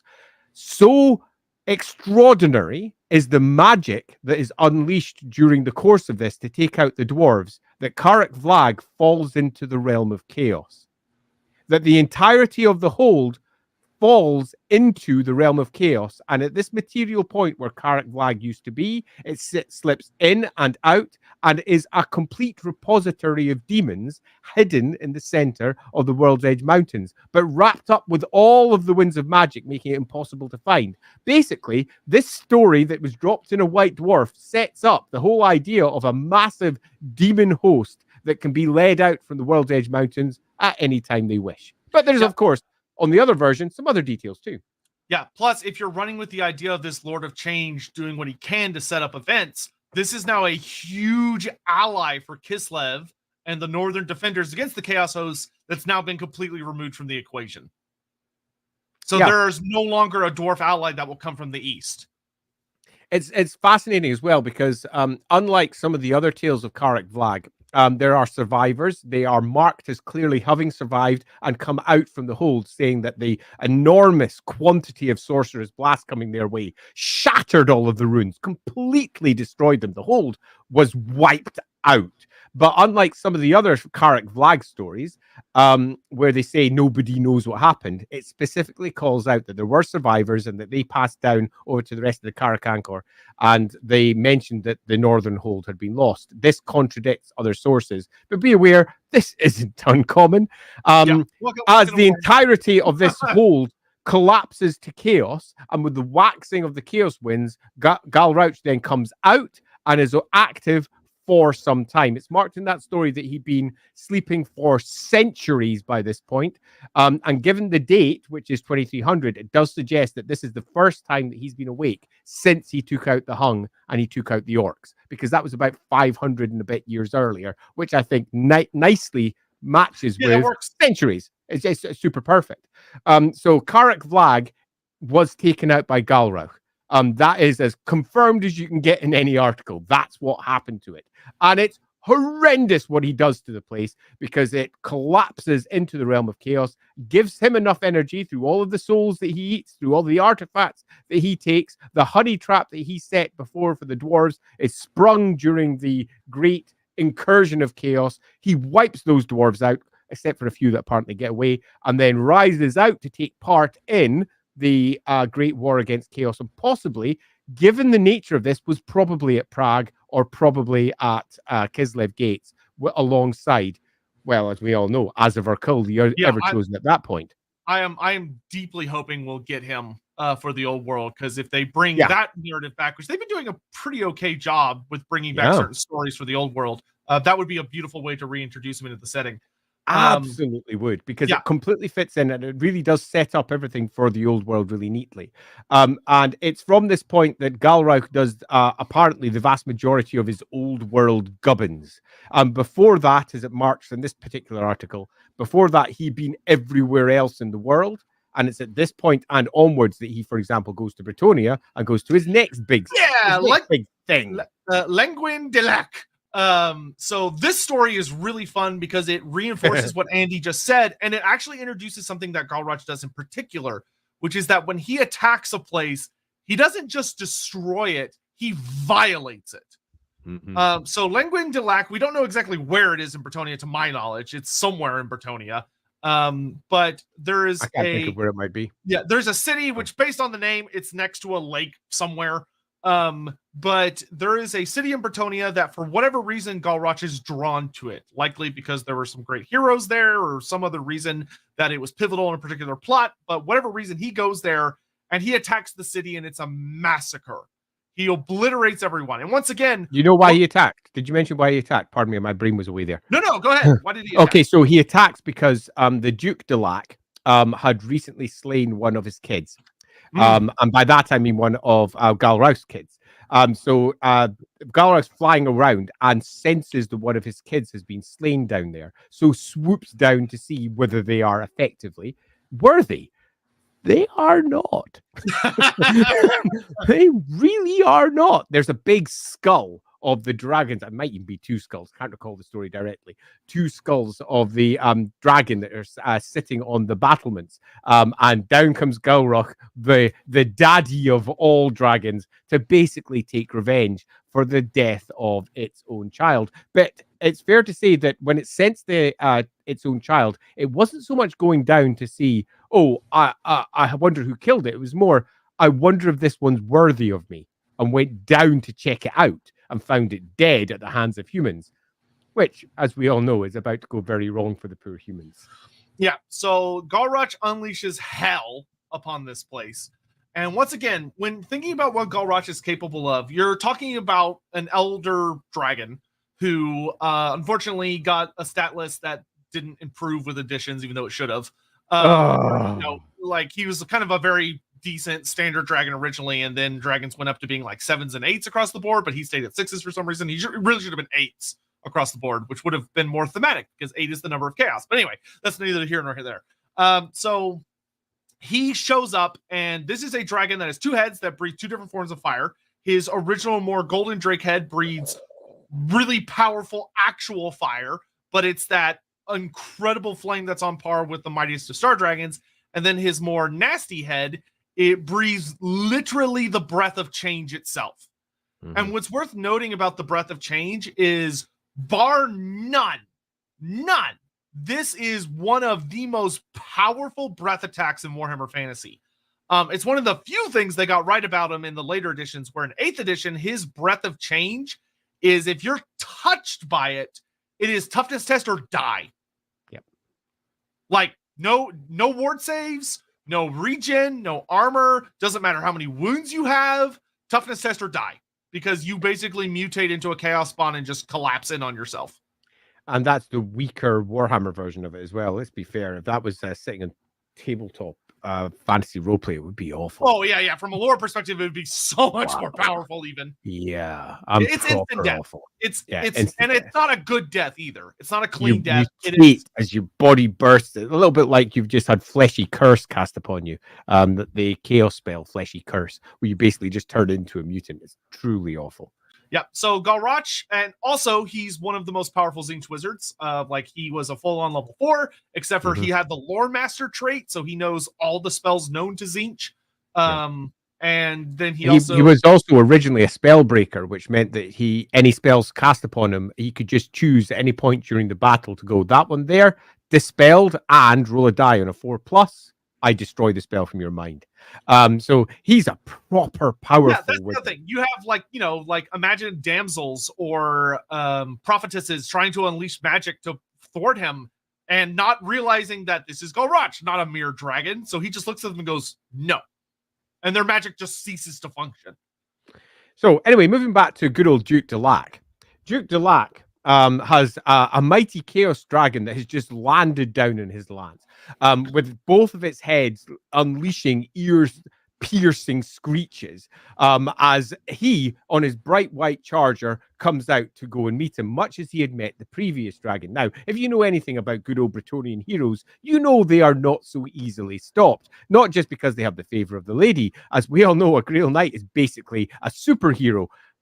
The only thing they generally can't do is fly around in the sky with their cape flapping behind them. They can do pretty much everything else. And here is a perfect example of that. The good Duke comes out like this with all of the various Bretonians on either side going, oh, swoon, finally we're saved. Everything's marvelous. I think you all know what's about to happen. No matter how enchanted his armor was as it gleams in the sun, Galrauch just pops out and, disregarding the lance entirely, destroys him. Completely and utterly destroys him as if he is nothing. And then, being Galrauch, destroys literally everything else too. Yeah. The dragon's breath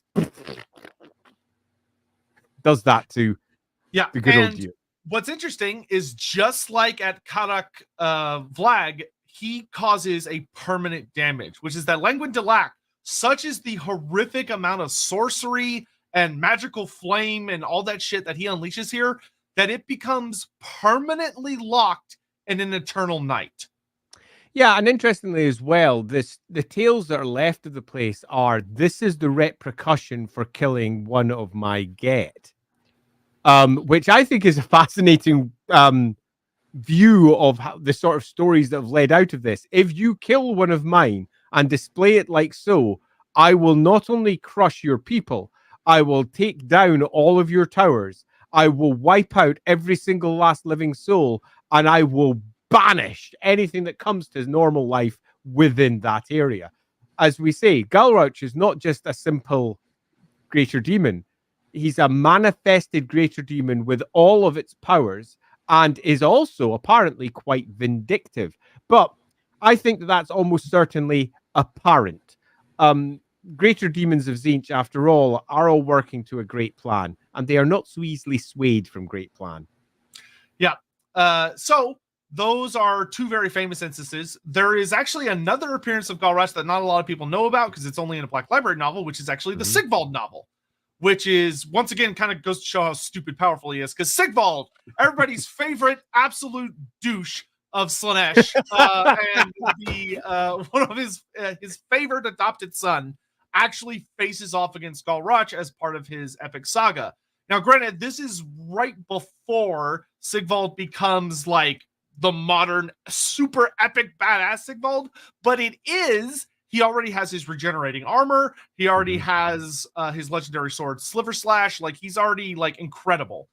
And Sigvald actually goes up against Galrauch, and the two of them have a fight, because Sigvald stumbles into one of his caves where he's sleeping. Oops. Yeah, big oops. So Galrauch wakes up because Sigvald, I believe, like, his Demon Prince patron was like, go do something about Galrauch. And Sigvald fights him. Sigvald does everything in his power, right, to fight Galrauch. And it goes horribly for him. When he gets burned by Galrauch's flame, he manages to avoid the mutating fire, but he gets burned by the other fire. Sigvald's regeneration doesn't work. His hair gets burned off, his flesh gets scalded, he's mutilated, and he can't regenerate. Even when Galrauch slashes him, he can't regenerate, because Galrauch's power is so mighty and he's so magically infused that Sigvald literally cannot heal from the damage he's taking. And over the course of the fight, Sigvald unleashing everything that he can, Sigvald, you want to know what Sigvald does to Galrauch with all of his mighty power? He dislodges one of his claws. He manages to hurt one of his nails enough that his claw pops off, and that's it. That's all Sigvald manages to do to him. The only reason Sigvald even survives the fight is because, in a moment of frank genius, to be honest, from a Sigvald perspective, he starts singing an elven song that he heard from an elf that was captured from Ulthuan and taken to Sigvald as a gift. and he sings this song, and it wakes up actual Galrauch, the Gold Drake. Like, that song reaches him deep down, and the Gold Drake wakes up and immediately starts attacking the rest of his body. And because of that, Sigvald's able to escape. But think about that one of the most powerful mortal champions of Slaanesh, by sheer stupid coincidence, and which granted is not really coincidence if you know anything about Warhammer and Fate. Chaos. Yeah, quite. Chaos. Through just the tiniest of thin wires, survived an encounter with Galrauch. Yeah. So if we're looking at Galrauch and where he sits in the greater pantheon of Warhammer things, the greater demon that lies within him is, let's just say, a greater demon. That much is certain. But the combination of greater demon but plus dragon have, I would argue, put Galrauch on a higher pedestal, a much higher one, granting that greater demon much more access through to the mortal realms and much more freedom to do what it needs to do for the great plan of Tzeentch. The reason it smiles is because it's not only taken away one of the great weapons that the material plane has against the encroachment of chaos, it has subverted it and is now using it against the great mortal realms as they currently stand. And that, I feel, really does put him up to the same sort of level as, and I know he's the butt of many jokes, but Be'lakor, another extraordinarily powerful demon that is almost akin to the fifth power of chaos. But this one is very much one of the many heads of Tzeentch. And I think that's a good way of putting it, the great hydra that is Tzeentch, because Tzeentch is not a consistent one god thing. It is all of its greater demons all working towards its greater plan, and has many an interesting tale as to exactly what it is anyway. So Galrauch is one of these great heads, and arguably one of the most capable because it's in the material plane. It's actually there. It can enact change directly without having to work through agents that are all fallible and bound up by the material realm. It has only one major flaw, and that's the fact that it is in a dragon, and that dragon sleeps and hibernates. The fact that that dragon raises up every once in a while within it, and Galrauch tries to tear apart the other half of itself, or alternatively, help the enemies of chaos, is, I think, a relatively minor and incidental detail as far as the greater demon is concerned. Because the greater demon has a plan which it intends to enact, and one can argue that Galrauch and the many entities that it creates, because the end of the White Dwarf article, and indeed it's suggested also in 6th edition as well, as I recall, but I've read that book in a long time, is that Galrauch is actively, come the end times, filling the world full of monsters. Truly horrendous monsters that are coming down and will come out from the realm of chaos during the final act of the world. You could argue that pretty much any major monster that you see in the end times on the side of chaos is a direct application of Galrauch's will. And in this case, I don't want to call it that name again. I refuse to. Just say Lord of Change. Just do what I do. Just say the Lord of Change. Yeah, totally. It needs a good name. Fake. Fuck off.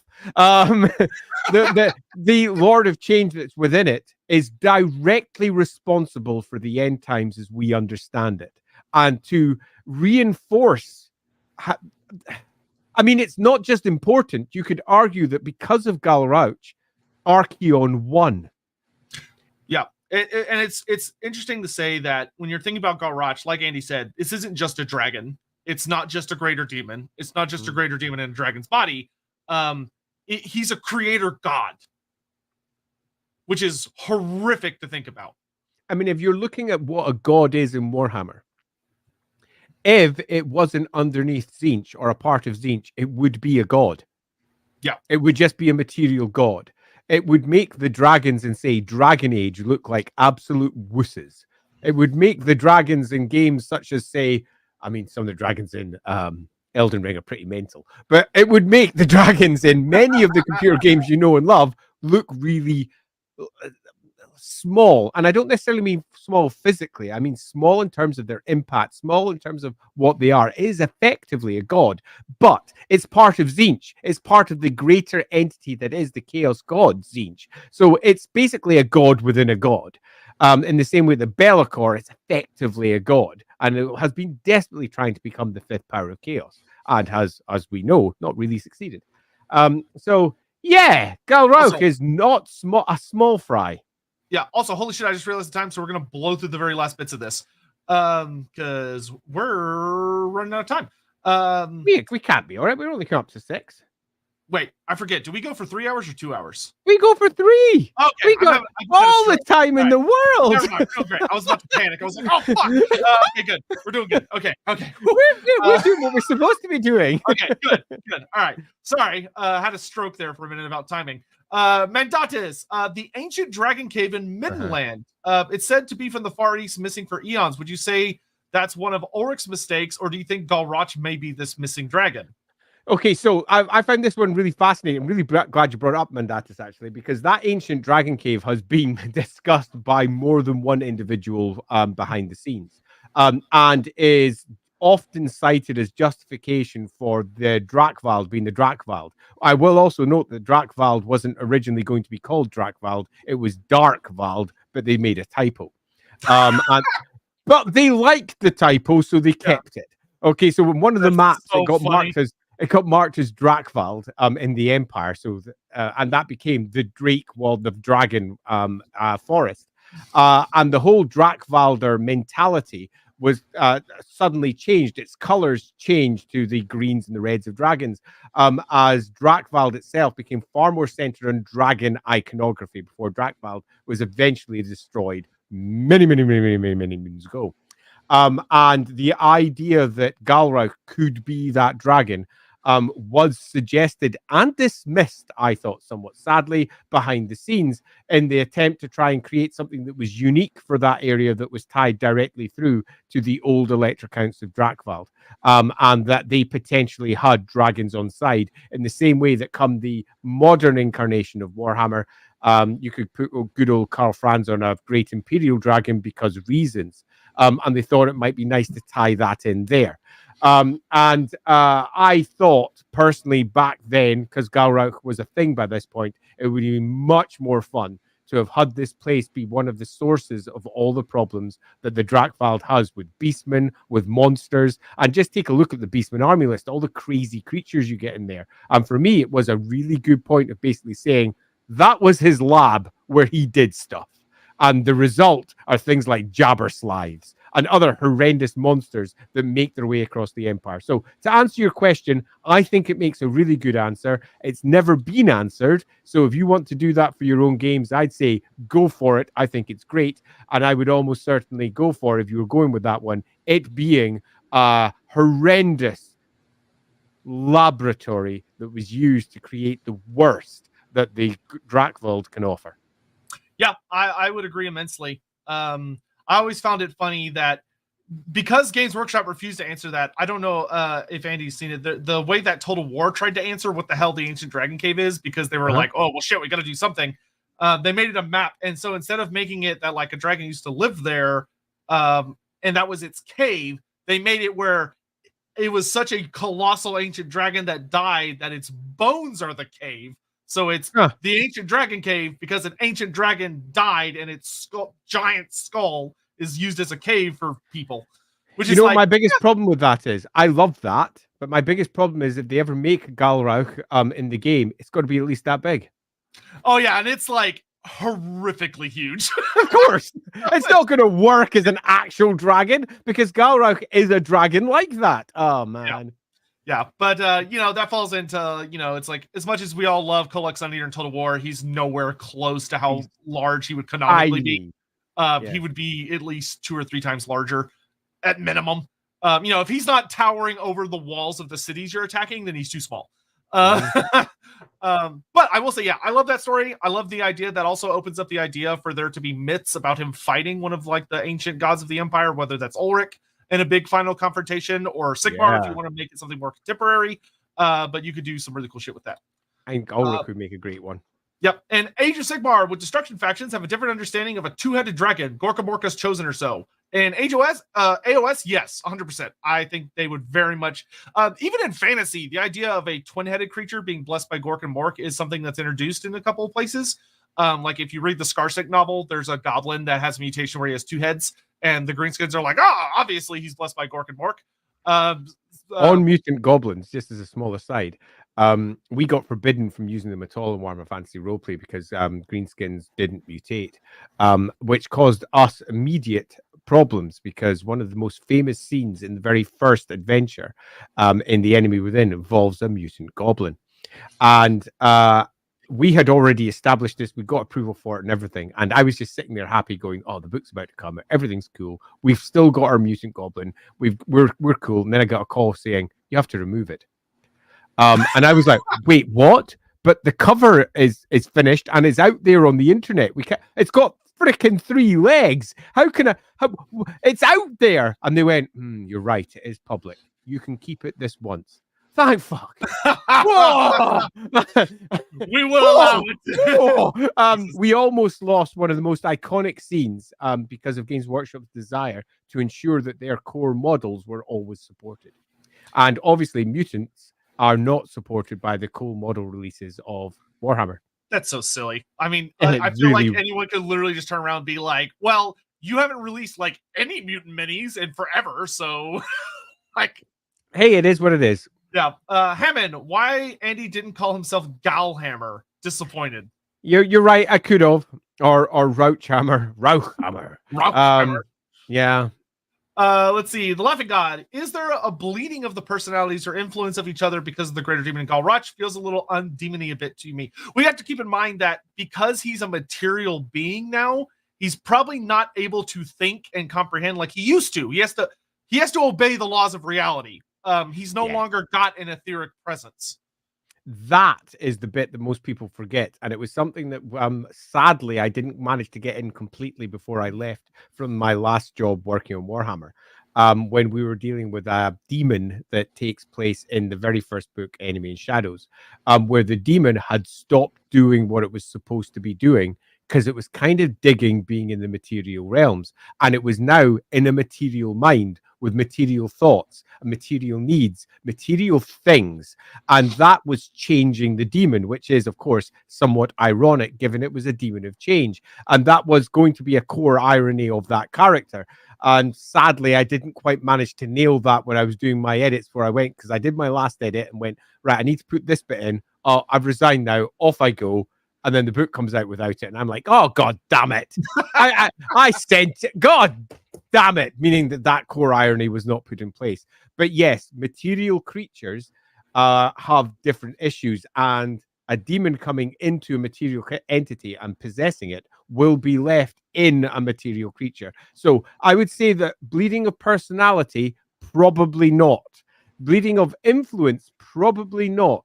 Not sounding greater demony, more likely because of its long-term inhabitation of the mortal realms. It's no longer in the aether. Its mind isn't working in a timeless environment, but instead within one that is caught up with the rules of reality. Yeah, it's like he's got to deal with the fact that he is in a dragon's body and a dragon's brain. So he's hungry. He's got to deal with and tired. And eating is good. It gives him feelings. Yeah. Things that demons themselves don't necessarily have at all. Material plane is just as dangerous for demons as the realm of chaos is for mortals, but in very different ways. You could even argue it's one of the reasons they're trying to destroy it. That's why he can't be Galhammer. Oh, Lindsay, spot on. I missed that comment. Nah, I love that. Jonathan Scott. So is Galrauch like a Dark Souls boss? The Duke says, I did it. I killed the dragon. Wait, why did the music stop? Why didn't the music stop? Why is the chorus changing? Oh, Jonathan Scott. Yeah, it's totally that. And I have been there playing with... Oh, man. Playing From Software's games, and you're like, da, da, da, da. Yeah, I've killed the thing. Why are we still going? Why are we... Oh, no. Yeah, that. I think one of my favorite reaction compilations is watching the Dark Souls 3 boss that has 3 phases. So people kill the second phase and they're like, yeah! And then a cutscene plays and they're like, oh no! Oh god! It's funny. Anyway, so Galrauch is between Tiamat and Ancalagon the Black from Lord of the Rings. And as far as the effect he has on the world, I would say yes. Obviously, physically, he's quite dramatically different. Like, he's not nearly as big as Ancalagon the Black is. Where Ancalagon's like the size of a continent or whatever crazy bullshit. But like Tiamat and him are pretty similar in a lot of ways. Yeah. Watchdog, what do you think the Drakvald Runefang? Do you think it could do anything to Galrauch? Yeah. So my one does. And specifically does arguably for this reason. The various rules for the Rune Fangs are, if you go to the battle game, identical. They always just make them super, super simple. Which is dumb. Which I agree is dumb. If you go over to Total War, you'll find each one of the Rune Fangs has got its own little tweak, which adds its own little funky little special rule, which is super fun. But in my version, absolutely, it's got Demons of Dragonslayer. For the very reason it's the Drakvald Rune Fang, and it's called Draktuki, Dragon's Tooth, Dragon's Fang, and it's designed to kill dragons. Yeah. So yes, Galrauch would be like, oh shit, against that particular sword. Because he's still a dragon at the end of the day. Yeah, I think there's something here that people often forget with the lore, and that's that it's very easy to say character A would easily win because of event A, where event A has literally nothing to do with what they're facing at the moment. For example, there's a reason that, say, for example, good old Galrauch has never been killed by, say, the Drakvald Runefang. It's because he's not stupid enough to go up against someone who could use it effectively against him. The reason that long-lived characters live for so long is because they avoid things that can cause them to die. And that's something that is really easily forgotten if you just read lore stories where it goes, ha ha ha, character like Galrauch comes in and destroys all the Hung and all the orcs with ease. Yeah, but none of them were proper dragon slayers. None of them were specifically in a position where they could effectively take out a character like him. So you should always remember that for every character that looks super powerful in the Warhammer world, there's another 50 things that could kill it. Every single time. Nothing is indestructible. Even the indestructible thing will at some point have some writer come along and say, ha! Throne of power! Splat! That's the sort of thing that happens in Warhammer. So be aware that Galrauch is so long-lived because he's cunning. Yeah. In Warhammer Fantasy, avoiding things that are a problem is actually far more important than anything else. Like, it's 9/10 of the game. Like, you might be like, surely there are no characters to stand against him, but there are weapons that are specifically designed to deal with things like Galrauch. Like, you may not think like, oh, Felix surely would be doomed without Gotrek against Galrauch, but it's like Felix's sword is demonstrated to be able to block the breath attacks of dragons, no matter how powerful they are. Like, Galrauch would see Felix and be like, not today. not particularly have to go and puff, and then Felix is still standing there. Oh, really? Yeah.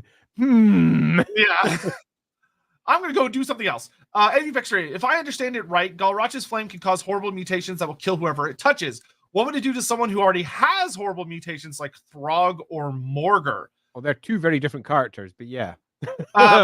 In the case of... So it would be interesting. In the case of Throg, you would kind of basically do the eternal thing of how his regenerating body would cope with handling the mutations. And if he could basically keep it under control, which he might. Throg's pretty impressive. Yeah. But, you know, then Galrauch would use his other head and Throg would die immediately. Incinerate. Morgar is a lot more tricky because Morgar is more like an etheric entity stuffed into a body that is still trying to obey the laws of the ether, so he's always changing and always just this like sloppity mess. Honestly, from a lore perspective, Galrauch's breath of change would obviously mutate Morgar, but I don't think that would bother Morgar.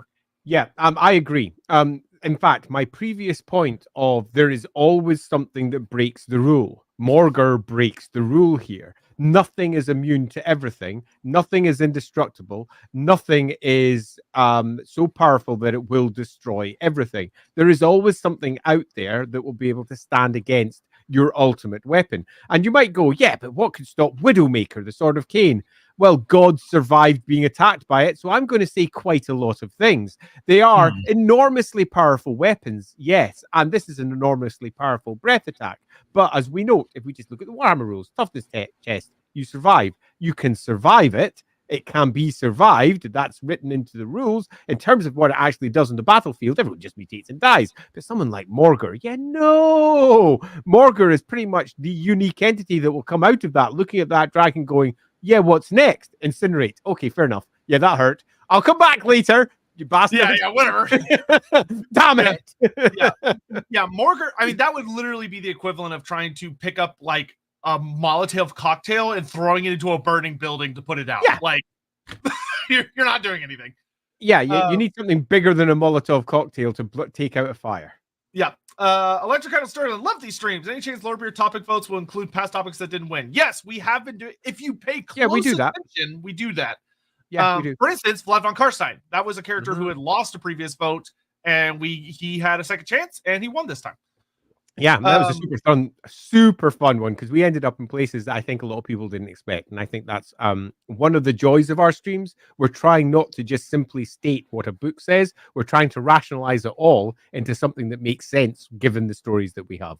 Yeah, well, and I think that's the core concept of Lorebeards that makes it so fun for me and Andy, is we're not here to read the wiki to you guys. You're adults. Yeah. You can look up that shit by yourselves. You don't need us for that. We're here to try and show you the connecting threads that makes Warhammer based on everything that we have and how you can make your own fun stories and stuff. And maybe one day, if some of y'all, are able to write for GW one day, maybe you could take those critical thinking skills with you to make a better universe. You've just made me shiver. Yes, that. Yes, that. Critical thinking skills. But yes, dying to see the What Are Greenskins stream. We will probably have Greenskins come up in another vote pretty near in the future. I already know what I want to do, I think, for the next poll, which won't be this week. It'll be next week, because we're doing Grombrindle next week. But can I interrupt with just one little comment, because I want to bring this one for Richard, because this is a known thing. Reddit Air with International Rescue did that when with an oil rig just not that far from here in Scotland back in I think it was the 80s, where they blew up the oil rig to stop the fire, because you can obviously blow an existing flyer away, and it can be done. And yes, this is a thing you can do, but you need a pretty goddamn big explosion. And I'm sorry to say that a stream of mutation is not enough to take out the ultimate mutating creature. Yeah, I kept my thing very small, like a little Molotov cocktail into a house fire isn't going to do anything. I think Sotek was pretty much spot on with his analogy there. Let's see. Due to their unpredictable and emotional-driven nature to fight amongst themselves, which greater demon would try to fight Galrauch, and who might win? Anyone's willing to fight anyone. It's a battle game, is what Warhammer World is based on. So the universe is designed for people to slap each other in the face as much as possible. And that also means one of the many heads of Tzeentch fighting against Galrauch's overall plans as well, because Tzeentch is an inconsistent deity, or alternatively, they were meant to meet and one was meant to appear to have lost. There's always with Tzeentch an extra layer, so there's never an excuse not to have them kicking living crap out of each other, because that could just be part of the greater plan. Yeah, and if you wanted to do something really fun, like if you were running with what Andy did, that has completely changed my life and how I look at Warhammer, which I love so much, of what he did with 4th edition, where you're trying to take all these prior writings that obviously were not designed with each other in mind and just flat out conflicted, and you try and go, well, let's coalesce this into a cohesive story and pull in as many things. One thing you could do to play around with that, to answer your question, Necromancer, is that in one version of the story, Egrim von Horseman dominated Galrauch for a time, and then he lost control and got his ass kicked, and then he went to go find Baldros.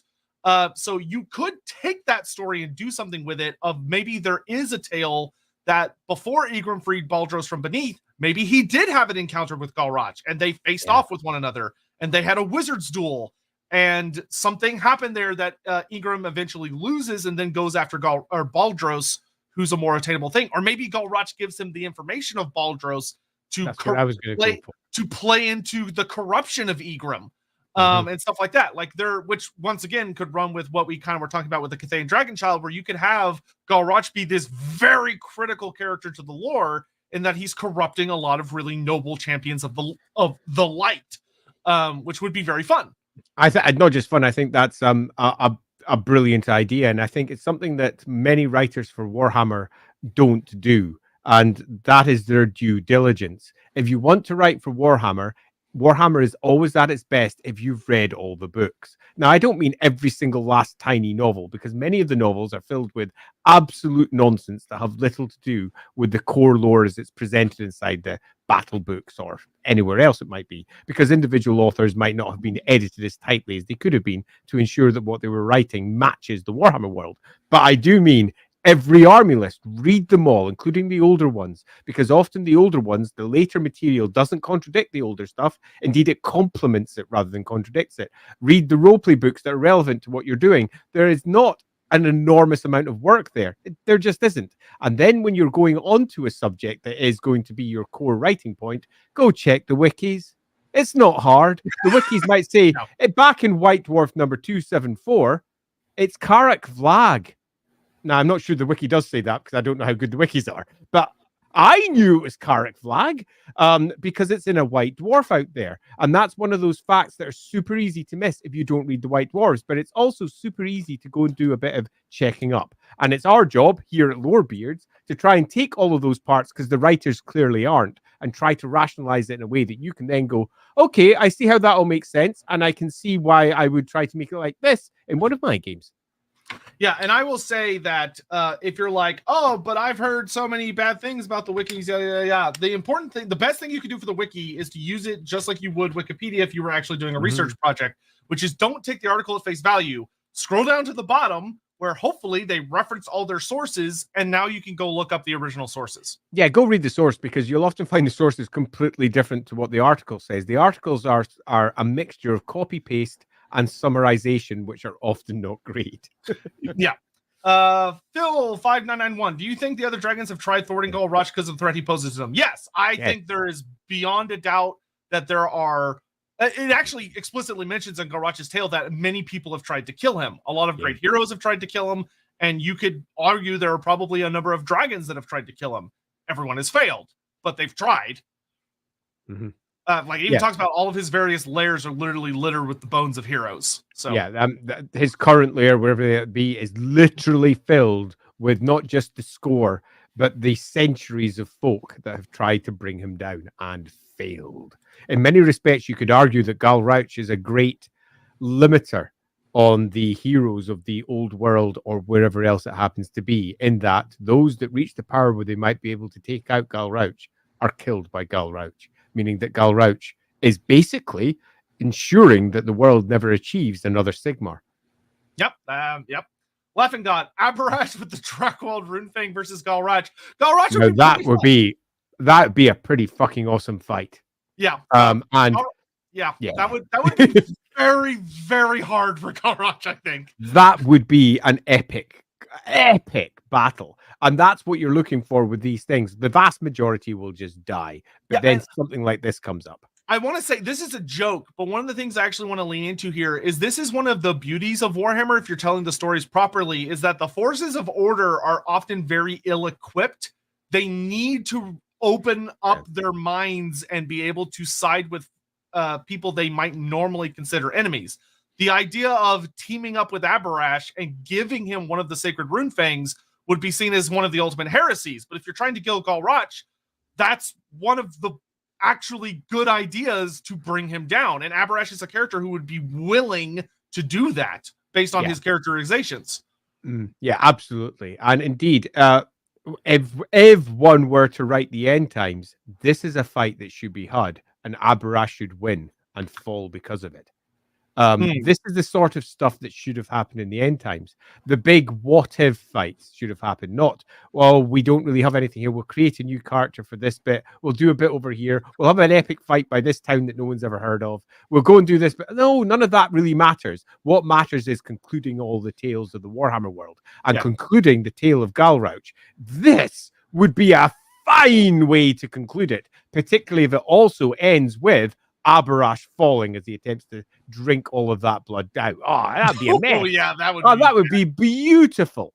Just actually beautiful as an end for both Abarash and Galrauch in its current form. I could even see Galrauch, if you really want to make it work really well, have Galrauch the dragon within be the one that basically flings its head back and lets Abarash win, in the same way that previously the demon had flung its head back and let Galrauch eat it. It would be the perfect conclusion to that story. So what you're doing when you're trying to build stories is do that sort of stuff.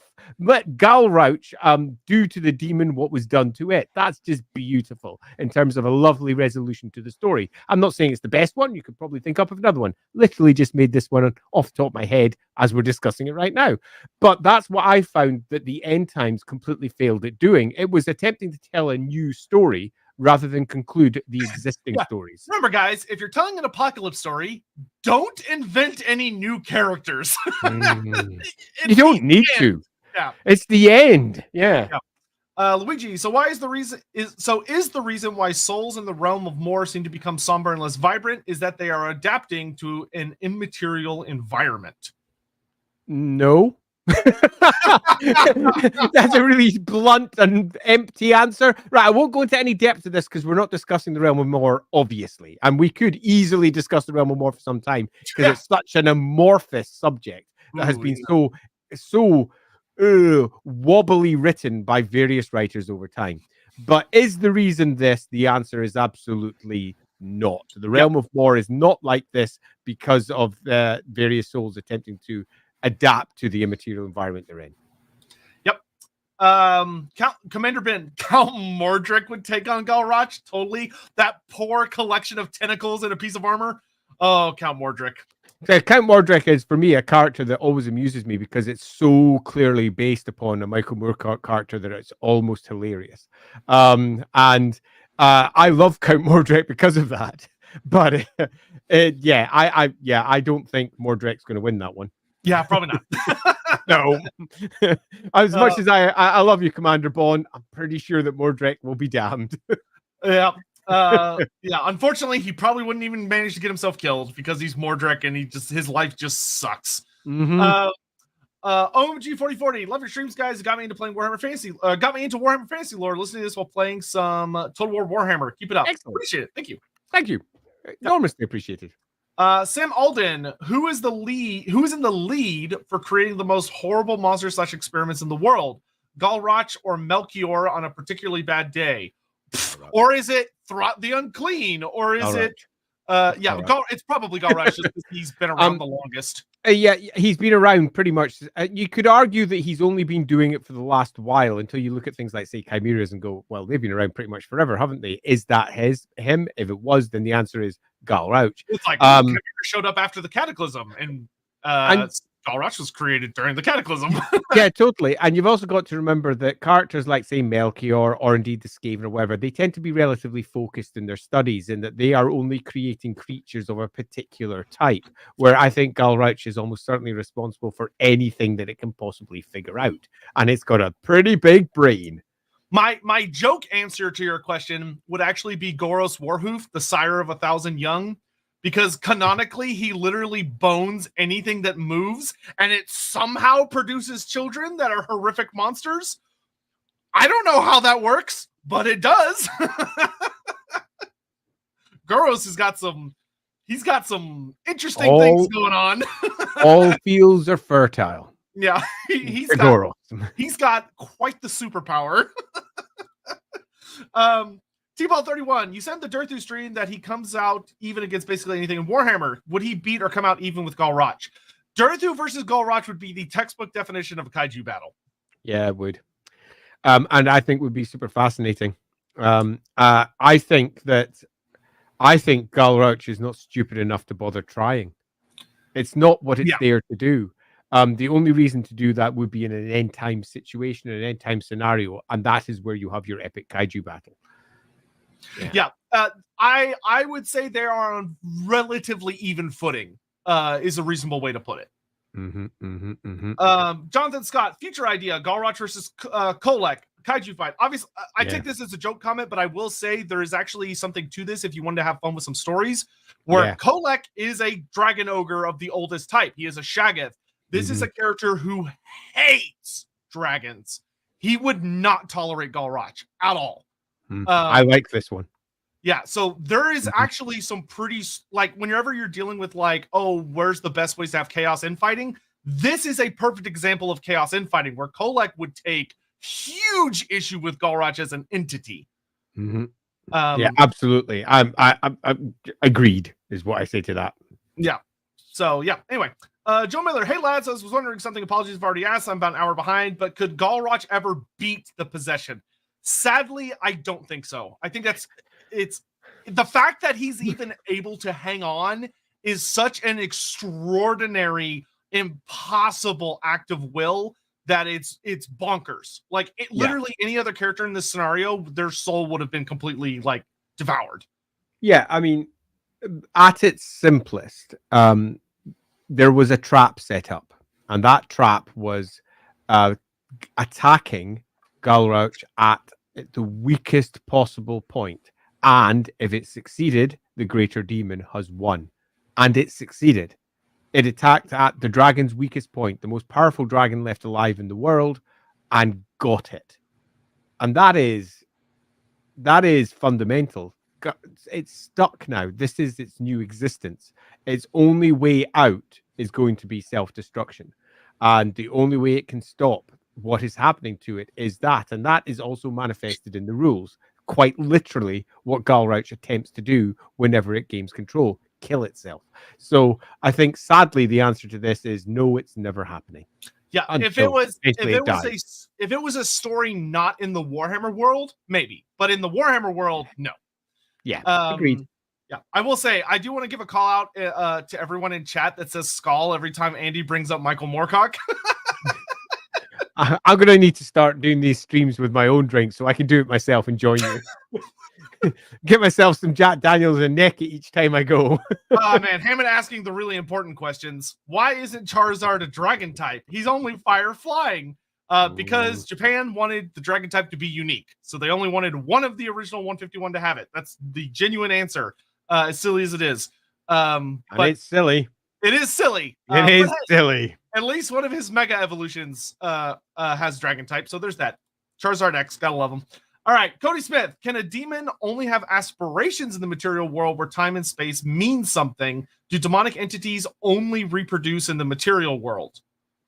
Okay, that's two questions which are difficult to answer in a variety of different ways. But first, let's take each one in turn from my perspective. Can a demon only have aspirations in the material world where time and space mean something? No. And that's because demons are...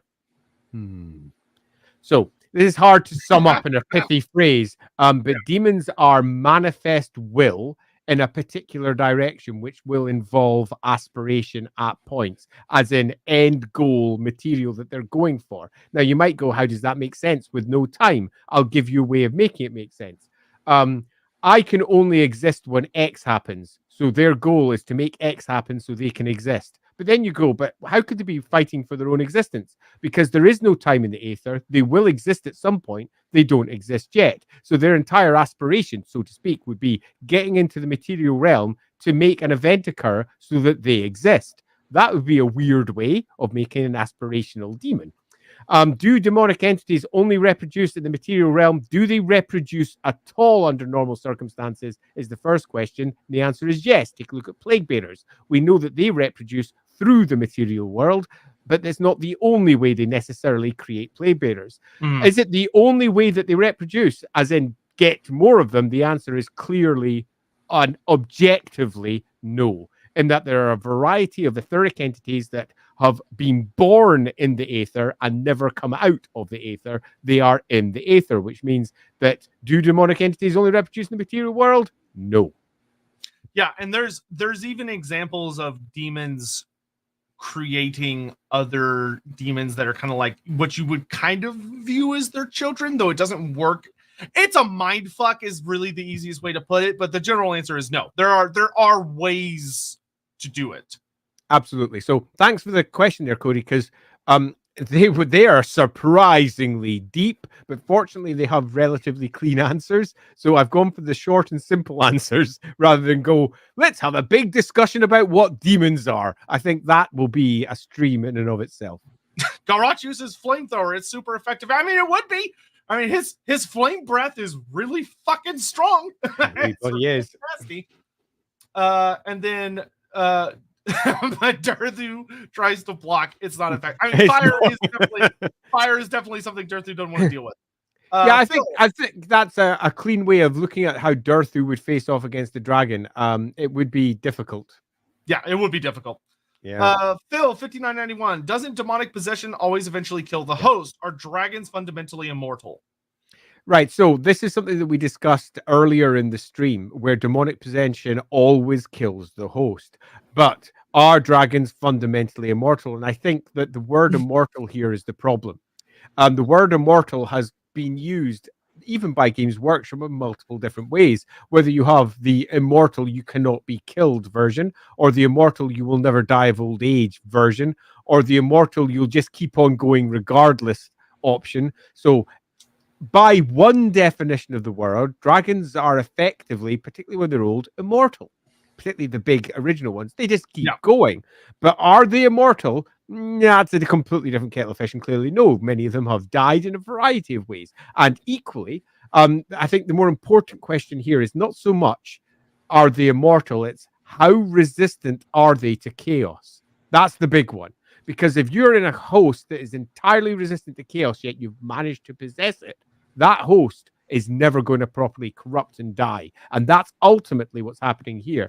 The dragon is possessed. It's an exceedingly powerful one, and it's not properly corrupting and dying at all. It just keeps on going, and it still has all of the needs, wants, and requirements of a dragon. So it's still eating, it's still sleeping. One of the stories clearly mentions that when he wakes up, he's starving, actually starving, because he's been sleeping for so long, meaning that the dragon pops out and goes off looking for food, which is about as low on the chain of greater demon needs as you can possibly match. Yet this is the first thing that it does. It doesn't go off and scheme. It doesn't sit down and say, right now, today I'm going to do this. It goes off and it does material stuff. The greater demon is entirely bound up within the entity that it's in. And that entity is, as loose as the language is here, fundamentally immortal. Yeah, and it's also worth noting that if you wanted to kind of have some fun investigation with it, there is a lot to suggest that the possession that this Lord of Change used was a very unique form of possession, because the whole incident is very different than normally what happens. It was not a spiritual corruption. It was more like a physical corruption, first and foremost, that went inwards. So there's a lot to kind of consider there. But like Andy said, when you're dealing with the dragon, I mean, you're dealing, kind of think of it like in our world, right? There's a law in our world when it comes to dealing with cancer, where when creatures get to a certain size, they're fundamentally immune to cancer, because the cancer just can't get large enough before the body's defense mechanisms are able to deal with it. So like elephants, they just can't get it. They cannot get a cancer that will kill them, unlike us, because we're small enough where that could become a genuine problem. So I like that as an analogy. That's a good one. So dragons kind of fall into a similar category. And I think you could see potentially a similar thing with maybe an entity like a giant, for instance. They're just so big that they can withstand a lot more punishment.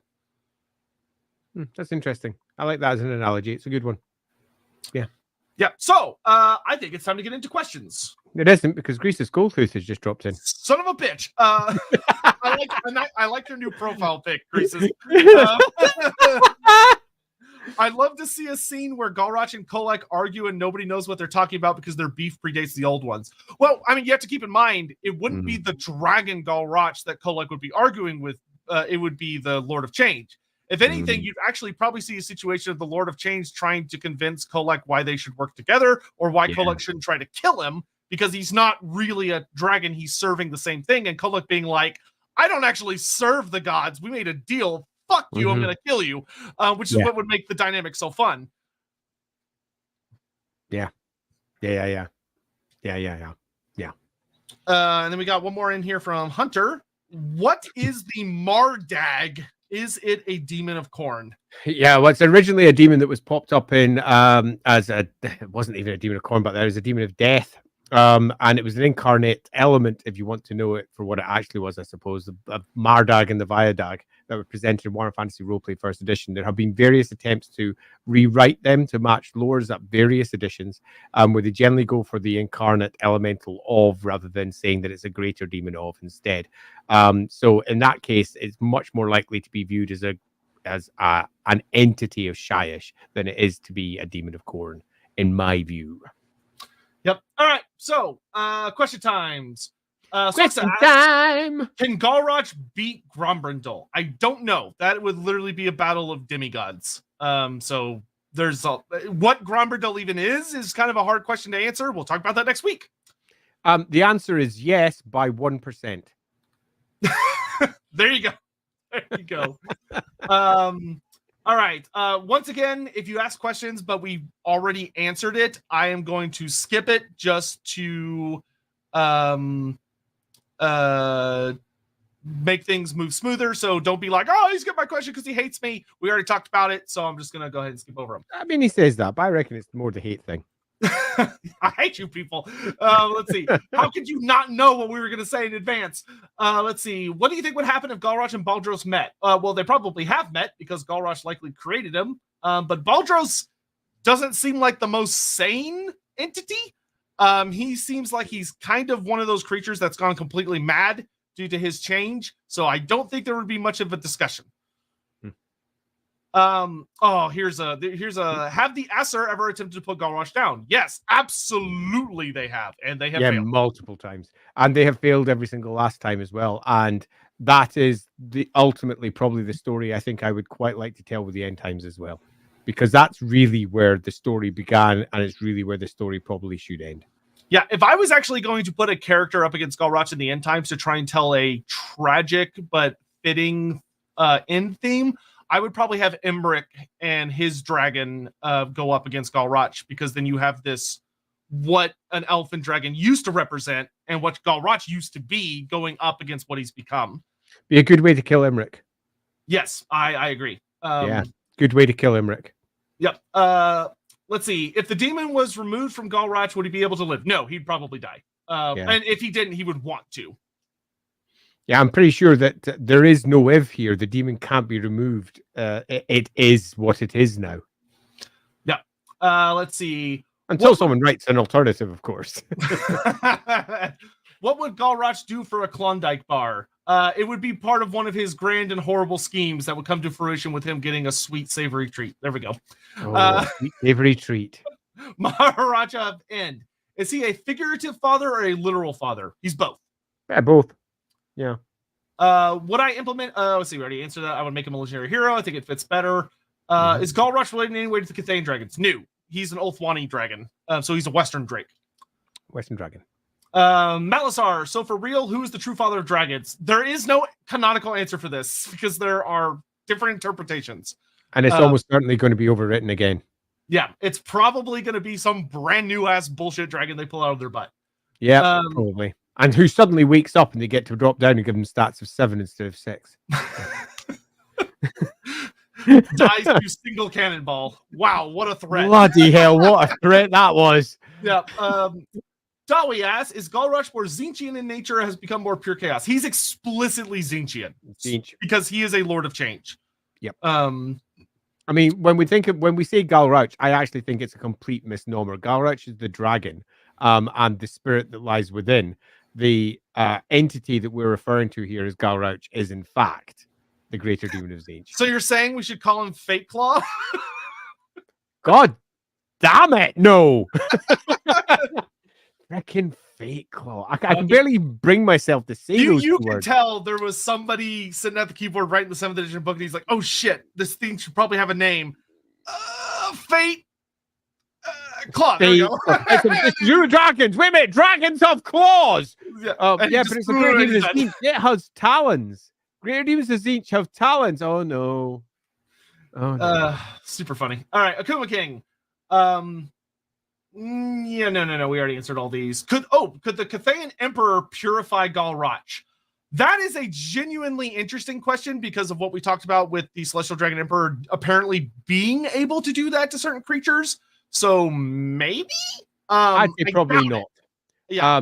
I'd say probably not. I think that the fundamental nature of what happened to that dragon is beyond anything as it currently stands. There is only one way to get out of it, and that's for the dragon to die. And I think to undermine that would be to, undermine the whole story. Yeah, it ruins the story, to be frank. It does. It ruins the story. To give him a get out of jail free card just because there's a dragon out there that does some cleansy stuff every once in a while. It feels like it would make a great story to have an attempt go ahead and completely fail. That would be a good story. But having a story where that succeeded, it would need to be a really good story, not to have you just go, really?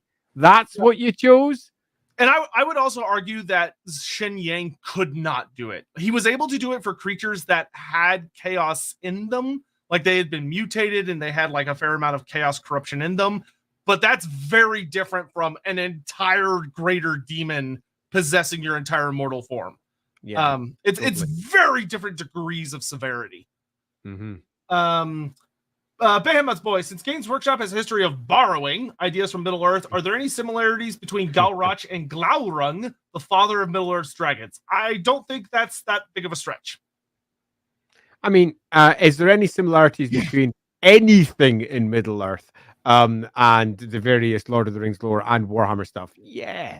I mean, particularly when you take a look at just naming practices alone.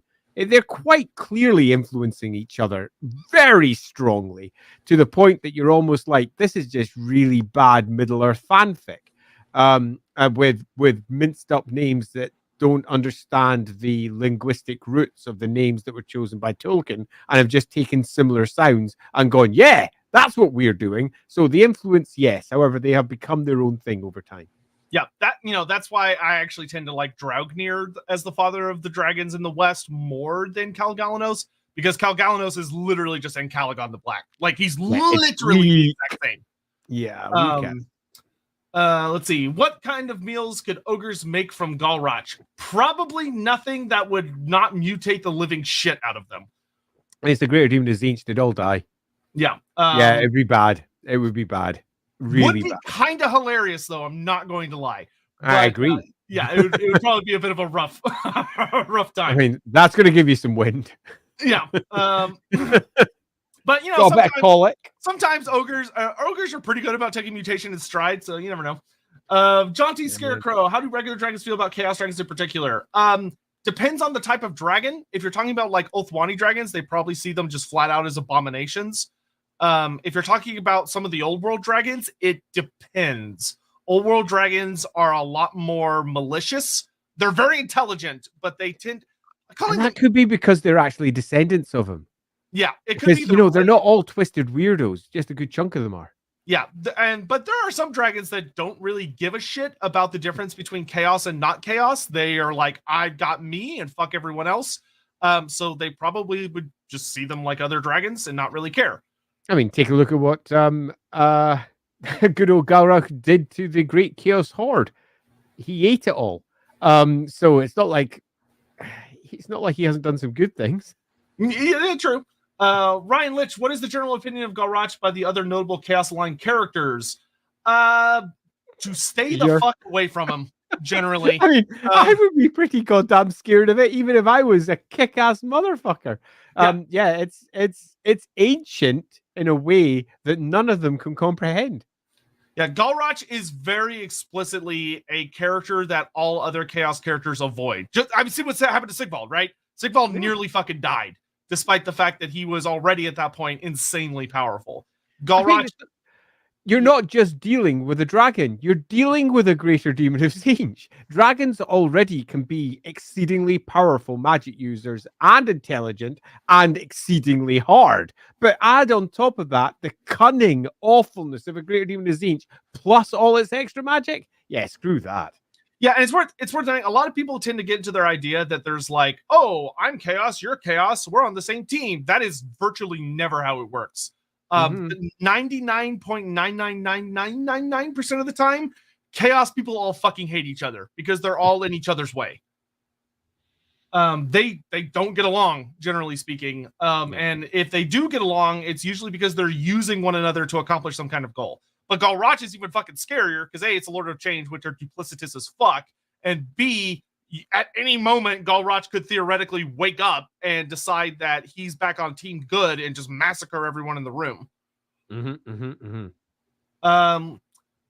Let's see. What do the Cathaya dragons think of Galrauch? I mean, they would probably see him as a big abomination. They're very anti-chaos, and he is like the most chaosy dragon in existence. Yep. Big hard nope to that thing. Who would be the mother of chaos dragons? Don't know. We don't know, and I would like to make an argument that it would also be Galrauch. Yeah, I mean, what we talked about earlier, there's a lot of strengths to suggest that Galrauch could be able to asexually reproduce, especially because he's literally able to mutate his flesh, so he could kind of do weird things to himself as he desired. And he can indeed, given the very nature of the creatures it's almost certainly created, I would argue that not only is it capable of doing that, that very possibly that some entities out there that we perceive as great beastmen creatures or horrible monsters of the forest are actually reproduced from its own flesh. Yeah. But that being said, there are probably some mother dragons, but I will note Games Workshop had a really annoying obsession with only doing fathers of various species or entities. They did for a while. You like never ever saw the mother of whatever, even though that's a really well-established trope if you're looking back at like Greek and Roman mythology. Massively so. Yeah, it used to bug me no end. GW really just didn't do that for the longest fucking time. Considering Galrauch was an elven mount, was he an Ulthwani dragon or more like an old world dragon? No, he was explicitly an Ulthwani dragon. Yep, Ulthwani. This question makes me laugh from Jiggy. Did the old ones just only pick the pretty dragons to go to Ulthwan and tell all the ugly dragons they had to stay behind in the old world? Maybe. That's a funny question, but maybe. The whole was just being like, no, you're too hideous. You have to stay home. Only the pretty dragons get to go to our special magical floating island. All right. Does Galrauch still father whelps after Grokgroi cast? Oh, yeah, explicitly. Yeah. How does the Winds of Magic react about Galrauch? A lot. He's a wizard. He's a greater team than Tzeentch. He's pretty much generating them. Shadow Ranger 02. Where would I get started if I want to read about Galrauch? White Dwarf 272. 274. 274? All right, 274. 274. I think it's 274. Yes, you're right. I've forgotten again. No, it's 274. Right. 274. 274. Also, any either the Hordes of Chaos book from 6th edition Warhammer Fantasy tabletop or the 7th or 8th edition Warrior of Chaos books. Yeah, basically 6th edition onwards, you'll find lots of mentions. In the 8th edition book, it pops up a couple of times in the timeline and has a nice little section dedicated to it. Well. The 8th edition is virtually identical to the 7th edition, and the 7th edition is mostly identical to 6th. And 7th edition is basically the White Dwarf article with some bits cut out of it. Yeah, so if you really wanted to get like the whole story, I would literally just read White Dwarf 6th, 7th, and then you're done. Yeah. Because 7th added the timeline stuff. It did. See, Johnny Scarecrow.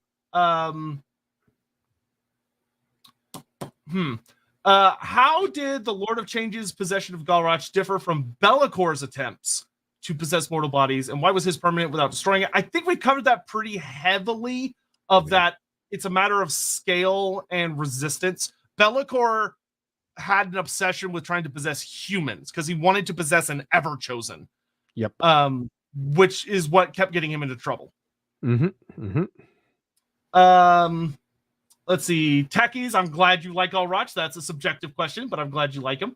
Acolyte of Dagash, I feel like we answered that pretty well, but the answer is maybe. Potato Salad, we already talked about the female Chaos Dragons potentially. Filefoot talking about fish people.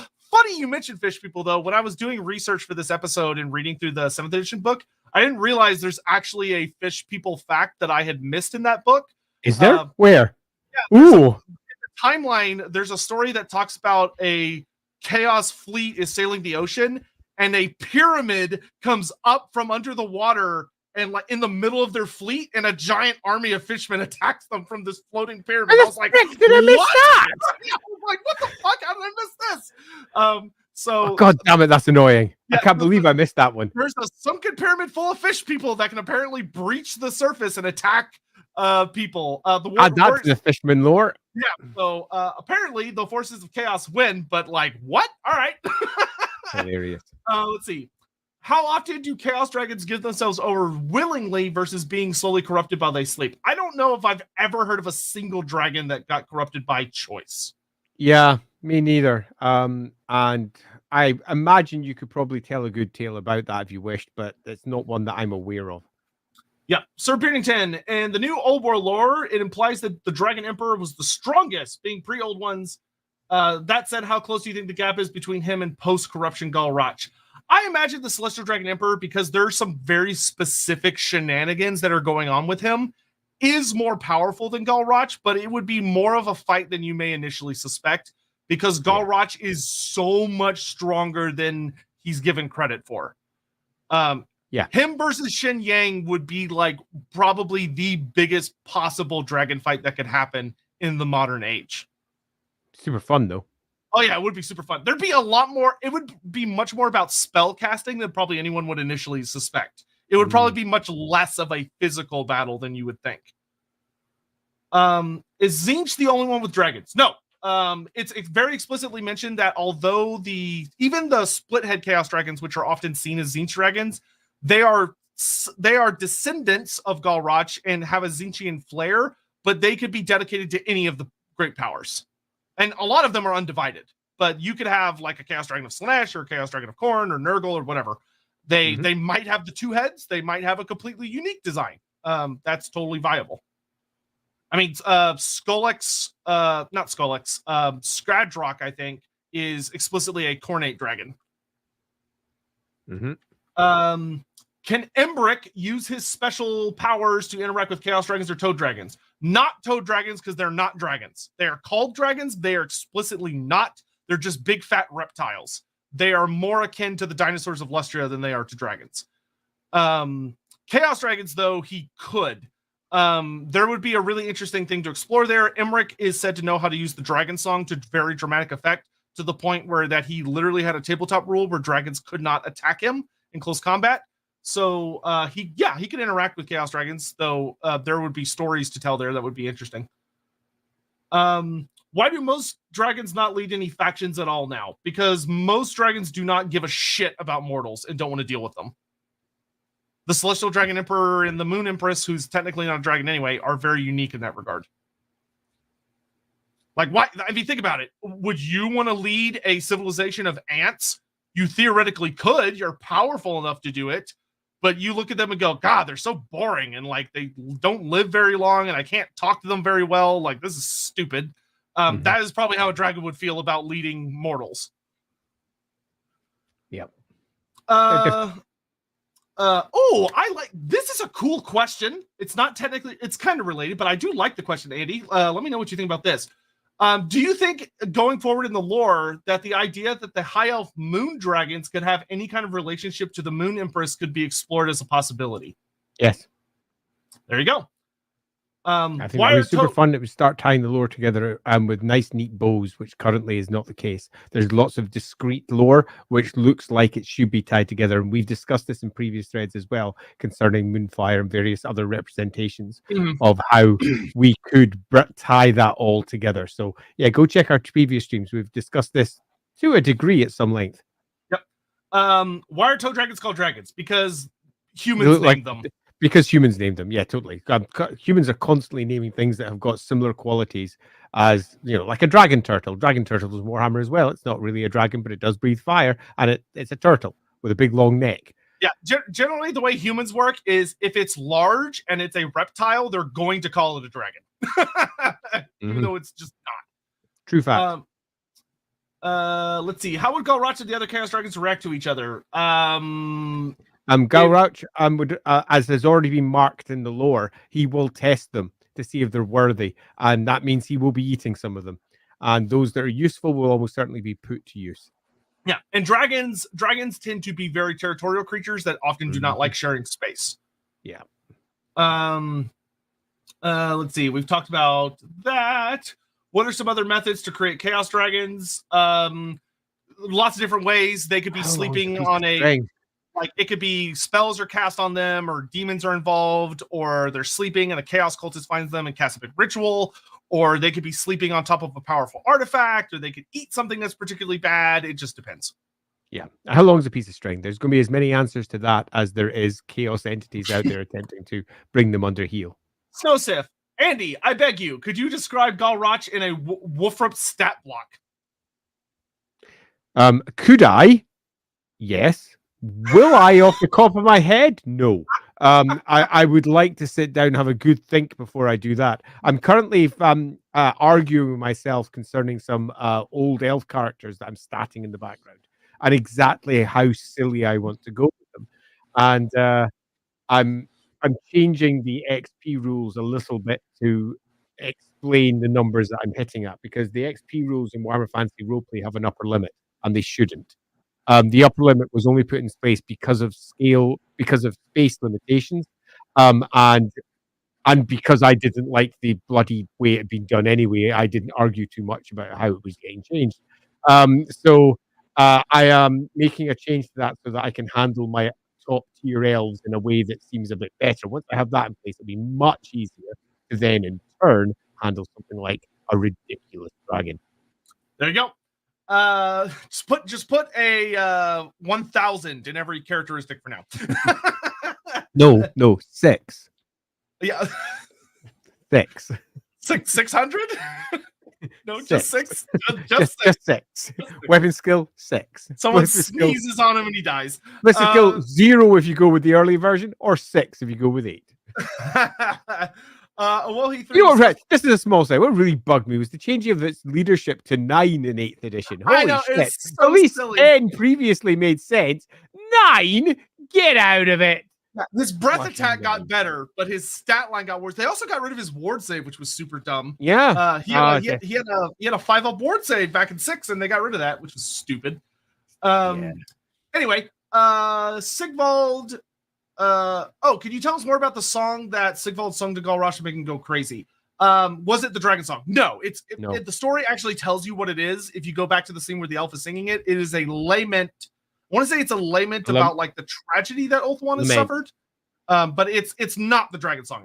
It's like an actual regular song. Yeah, it's basically a funereal song. A lament. Yeah. What interactions does Galrauch have with other characters? Very, very few. He explicitly he's interacted with Sigvald, and that's about it. Yeah, so we have nothing written in the lore at all, but I think it's very likely that there has been a significant amount of interaction between it and other entities down through the course of the very many years. But do realize that this thing is quite above and beyond anything else. So any interactions are not going to be, let's have a nice, just handy discussion about something. It's going to be orders. It's going to be, this is how things are going to happen and nothing else. Yeah, but if you've been enjoying the stream, you will have heard that me and Andy could both easily argue that there's a strong potential for him to have been involved with like the Egrim von Horseman story, or with with some of the Cathayan children stories. I think it's particularly likely that he was responsible for Egrim's fall. Yeah. Omega Z, what kind of story would you tell using Galrauch as a major character? I mean, I think you could tell a really fun story about just like each time he wakes up following a narrative that he does in every age, where he participates. But like any of those stories we've talked about would be super fun. I think a series of linked short stories with an overarching, with a plot overarching the whole lot that concludes with the last one great. would be super fun. You get a really nice novel out of that. Ratwood 19. Do we know anything about the other dragons how other dragons feel about his fall? Any other dragons from Ulthuan in particular who knew him would probably see it as a horrific tragedy. Like just a really, really awful tragedy. I bet there's probably a ton of songs in Ulthuan and Nagaroth and maybe even Athel Loren about Galrauch and his fall that are probably really, really sad fucking songs. I'm also going to interrupt there and say that we're nearing time. So if you've got any other super chats that you want to drop them in now so that we can get them to them before the end of the stream. Oh, yeah. Okay. Last couple little questions here.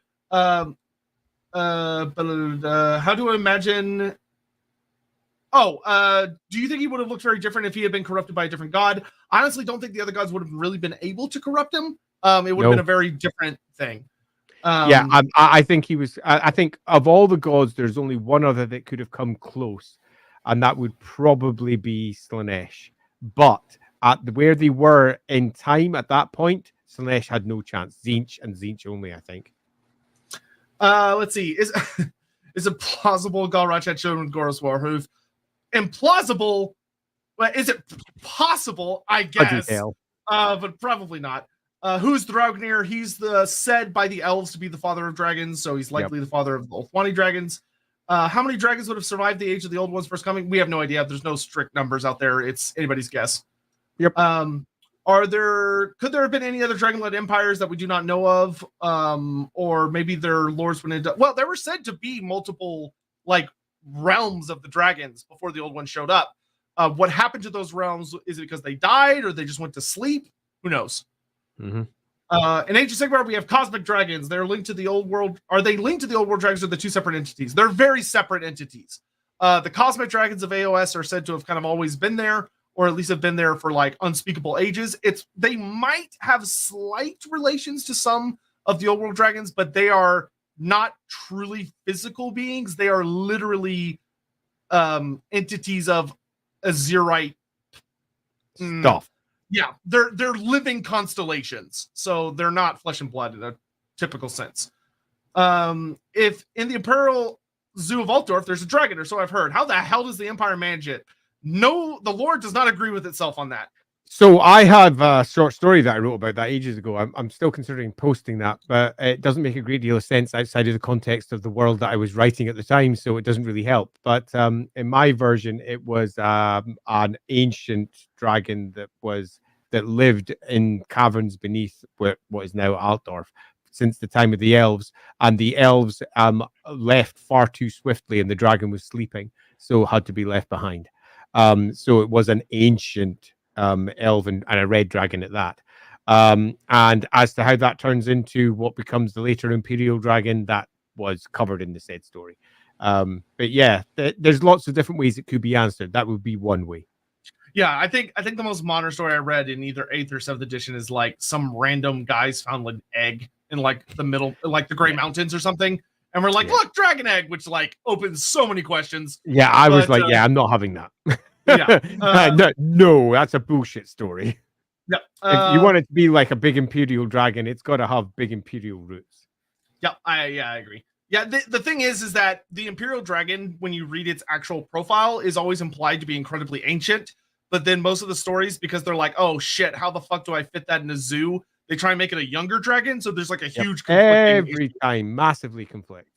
The Emperor dragon is proper powerful. We know the winds of magic are attracted to certain things. Would a wizard, mage, or sorcerer be able to find a slumbering dragon because magic is attached to them? If so, could you create a dragon connected to the winds? So, so there are dragons innately connected to each of the winds of magic. The Storm of Chaos book goes super out of its way to literally tell you about a dragon that's related to almost every single wind. They even have their own classifications and physical traits and all this other stuff. Dragons, very interestingly, seem to be so affiliated with magic that if they sit in a magically charged area for long enough, or their eggs are in a magically charged area, it will literally change their physical properties. Yep. That's how you get forest dragons of Athel-Loren being very, very unique looking, because they've literally interwoven themselves with the forest itself. And they do the same thing with the winds of magic. So could a wizard use the winds to theoretically track a dragon? They could. It'd probably be really hard. But you could use the winds to track the winds, and it might lead to a dragon. Yeah, that's a better way to put it. Two very different things. Yeah. How do Shaggas view the Chaos Dragons? Rivals. Badly. Yeah, broken rivals, I think, is actually not a horrible way to look at it. But they would see them as something that they'd want to fight, probably. Are there any cases of dragons cooperating with the old one's creation outside the Elves, the Chaos Warbands? Say that one more time. Are there examples of dragons working with other races besides elves, chaos, and Cathay? Yeah, humans. The Great Emperor Dragon alone. So there's a couple of stories. I mean, most of the armies at some point or another have been able to take dragons as one of the creatures they can ride. So you'll find that there's lots of hints at it, but there's not really story. Well, yeah, I mean, we have Tomb King dragons now, which Yeah. some of Oh, them, good point. which explicitly states that some of them served in life as well. Yeah. So yeah, totally. Seems I would say the only race that does not seem to have any chance of having a friendly relationship with dragons, greenskins and dwarfs. Hey, dwarfs, no. Yeah, dwarfs do not like dragons. Any more questions there? Yeah, last one. It's a stupid question, so I'm skipping it. All right. So moving on to the last few super chats, and then we're done. Hammond, how angry would a dwarf be with another dwarf if he said if Galrauch created all the ugly bits? I'm guessing that makes your mother his daughter. Oh my god. So there is a dwarven tradition that's established in one of the books that I love. I can't remember what it's called in Kozilid, but it's basically a shouting match between dwarfs where your goal is to shout insults. So it's kind of like a rap battle. But the thing that is explicitly mentioned is it takes finesse, because the goal is you have to try and say insults that are mean enough to get them to react, because if you react overtly, you lose the game. Mm-hmm. But you can't use an insult that's so bad that it will like cause blood or like grudges to be written. So it's a very intricate art. This would be instant fucking grudgement. And like people are going to die. During our last episode, we had Runesmith NPC that might amuse Sotek, who had popped up, and she shouted a lot because, yeah, dwarves sometimes resolve issues by doing exactly that. Grease's Gold too. Is it possible the old ones warming the climate affects how dragon eggs develop, and that's why modern dragons aren't as strong as Galrauch? Yeah, I'd say that's very. I think that's very likely, and I think that there's a story to be told about that. But my ants are doing their best. Yeah, it is a little bit like, let's get our 2 ant colonies and put them beside each other and see which one survives. Screw this. Smack the whole colony. We've killed them all. Screw those guys. Yeah. Alexander, where is my Chaos Dragons for Tzeentch faction in Total War Warhammer 3? So once again, don't fall into the trap that a lot of people fall into where they think, oh, it's Galrauch's Tzeentch and he's their father, so therefore all Chaos Dragons are Tzeentch. It's not how it works. The vast majority of dragons are not aligned. Yep. Completely agreed. Nightingale, can warp fire dragons, which are a whole fucking thing. Yeah, warp fire dragons are a completely different thing. They're Nomenon warpstone. Because, hey, who doesn't want to eat raw magic? Which you could argue is so that they can keep themselves active outside of times of low magic. But would they be with a Skaven army? It seems exceedingly unlikely. The Skaven would try to dominate them, which would not go well for the Skaven. I think the biggest problem would be that the Skaven would try to backstab them, because that's what Skaven do. So even if there was a deal, they would. There's a note about Warpfire dragons. They actually tend to be the ultimate enemies of Skaven because they both want the Warpstone. Yeah. So that being said, if you're looking for a way to get them into Total War, theoretically, you could squeeze them in there and be like, they'd fit better in the Skaven roster than maybe any other roster, because Warpfire dragons aren't really aligned with anybody. They care about Warpstone entirely out for themselves, and that's it. And you could argue that the Warpstone have corrupted them to the point that they have reached the almost ultimate expression of self-interest that dragons often express. Yeah, which random fun fact for you about Warpfire dragons is that the southern Chaos Wastes are said to be infested with them because that's where most of the world's Warpstone is. Yep. And the Warpfire dragons you see outside, so in the regular world, are the babies. They're the small ones that are too small, so they get forced out by the bigger dragons and come to terrorize the world that we know, which means that the actual big ones are down in the southern Chaos Wastes, which is another reason you should never fucking go there. Fake Claw be like, you're a wizard, Glary. All right. I wonder if the other Chaos Gods have dumb named demons possess dragons like Bloodfang, Rotwing, and Pleasure Tail. Yes. I hate that. I could really easily see these names being canon in some authors that have done Black Library's minds. Yeah, so can I. What would Widowmaker appear to as Fate Claw and Galrauch both? I don't know. That's actually a really interesting question. The idea that Widowmaker alters its form to appear as tempting as possible, but seeing as it's Kane behind it, I don't think he would want to tempt them into picking it up. He seems to want to draw elves to him, not anybody else. Maybe. I don't know. I've never heard of anyone else seeing the Widowmaker that's not an elf. Yeah, I did a story about that as well. Some humans saw it, but yeah, I don't know either. I'd have to think on that one because I'm not sure that it would want a dragon carrying it. Yeah, that is that's a good I think question. there's a question. That's a good one, Hammond. I'm going to mull on that one for a bit. Galrauch tempting or playing some of their key role in the corruption of one of the Dragon Emperor's children, Yin Yelong, would be fun lore. Yeah, I think that would be a very good way to tell that story. And completely agreed. Yeah. Commander Bone, would Omdra the Nightmare Dragon take on Galrauch? That Omdra is in a similar category. So like Omdra could fight Galrauch, especially because Omdra is an incredibly powerful necromancer and is literally able to raise entire armies of undead on her own. Yeah, like for Galrauch, she would be a problem. There'd be an awful lot of tearing into each other. I'm not entirely sure either would win. It would be a back off. Yeah, I highly doubt they would ever even consider fighting to the death. There would be like territorial disputes, and then they both would walk away to lick their wounds. Mm-hmm.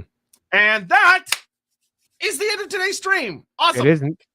It isn't. It isn't. What I miss? No, you missed one of the Twitch ones. Oh, there it is. Oh, got it. Chaos Dragon of Slanesh doing the smog thing of coating itself in gems. Oh yeah. Oh yeah. I think that would make quite a good or indeed anything that would change things up a little bit. Yeah, I definitely think that would work quite well. Yeah, if you really wanted to go all in on the gem encrusted belly and all that, or like its armor is made of gold and gems that it's fused into itself, that would be awesome for a Slanesh dragon. Truly would. Truly would. All right, now we're done. I think we're done. So thank you all very much for turning up this week. That conversation went largely where I expected it to, but at the same point, we managed to plumb out a couple of details that might otherwise have been easily forgotten, like good old Carrick Vlag. Can't miss that one. Yeah, I'm glad you brought that up because they didn't put that in any of the army books. Yeah, totally. And I think they probably didn't put it in one of the army books because they might have decided not to do that anymore. Regardless, though, it is in print. And it does slightly contradict the version that you'll find for the fall of that hold elsewhere. But I think arguably makes a far better version. When you read the little details about how effectively it creates a new realm of chaos down there, you just can't help but go, bloody hells. Bloody hells, this Chaos Dragon is bad. I like that it reinforces the idea that whenever he attacks a place, he permanently fucks it up. That like Penguin is now an Eternal Knight. It also would be like, oh, he was involved in Prague. That would have a lot of strength there. Like there's a lot of, and that just makes him fucking scary. Makes him super fucking scary. Really does. So my conclusion at the end of this one is that this is a character that's often overlooked by many. Because it's a dragon, it's a silly special character dragon, right? What's the point of that? But much like some of the other characters we've discussed of late, I think that this one in particular stands out as one of the more interesting ones that Warhammer has to offer because it does change the standard dragon tropes that we're also used to seeing and turns this dragon into an exceedingly manipulative creator of monsters, something that is so very different to what we'll find in our standard. It's a dragon, it burns you, it's scary, let's see if we can pierce it through its chest with some sort of giant iron bolt. No, that's not going to be happening here. So I love this character, and it's a character that I feel that Games Workshop has largely forgotten about. They have discussed it in multiple places with a drop here and there, but they never really, what use did it have in the end times? Oh yeah, he doesn't show up at all. Which is ridiculous given just how important it is. It's a greater demon that has been working towards that end since the beginning. So I would like to say that we have redressed that imbalance somewhat with our lovely discussion today. We're here to save Warhammer 1 week at a time. 1 week at a time. So thanks all. That was super good. Yep. Thank you all very much for watching. We really appreciate all the support and the super chats and everybody showing up to watch. We're very excited for next week with Grombrindal because it's going to be a very unique character as far as how his story is told. Because he's more of a series of sagas as opposed to a continuous tale. So it should be very, very fun. We hope you all will join us then. And if you haven't already, make sure that you're subscribed to the Lawhammer channel over on YouTube and following them on Twitch as well. He's almost at 10K followers on Twitch, which is actually pretty impressive how close 1K, his 1K. 1K? 1K. 10K, my bum. I'm tiny. But yeah, almost 1K, which is very nice. But yeah, we'll see you. And equally, because you're watching currently over on the Lawhammer channels, do make sure that you go and subscribe over to Sotek 2 to not miss any of our very exciting episodes. Anyway, we're gonna get out of here. Thank you, and We'll see have y'all later. a lovely week. Right. Bye. Bye-bye.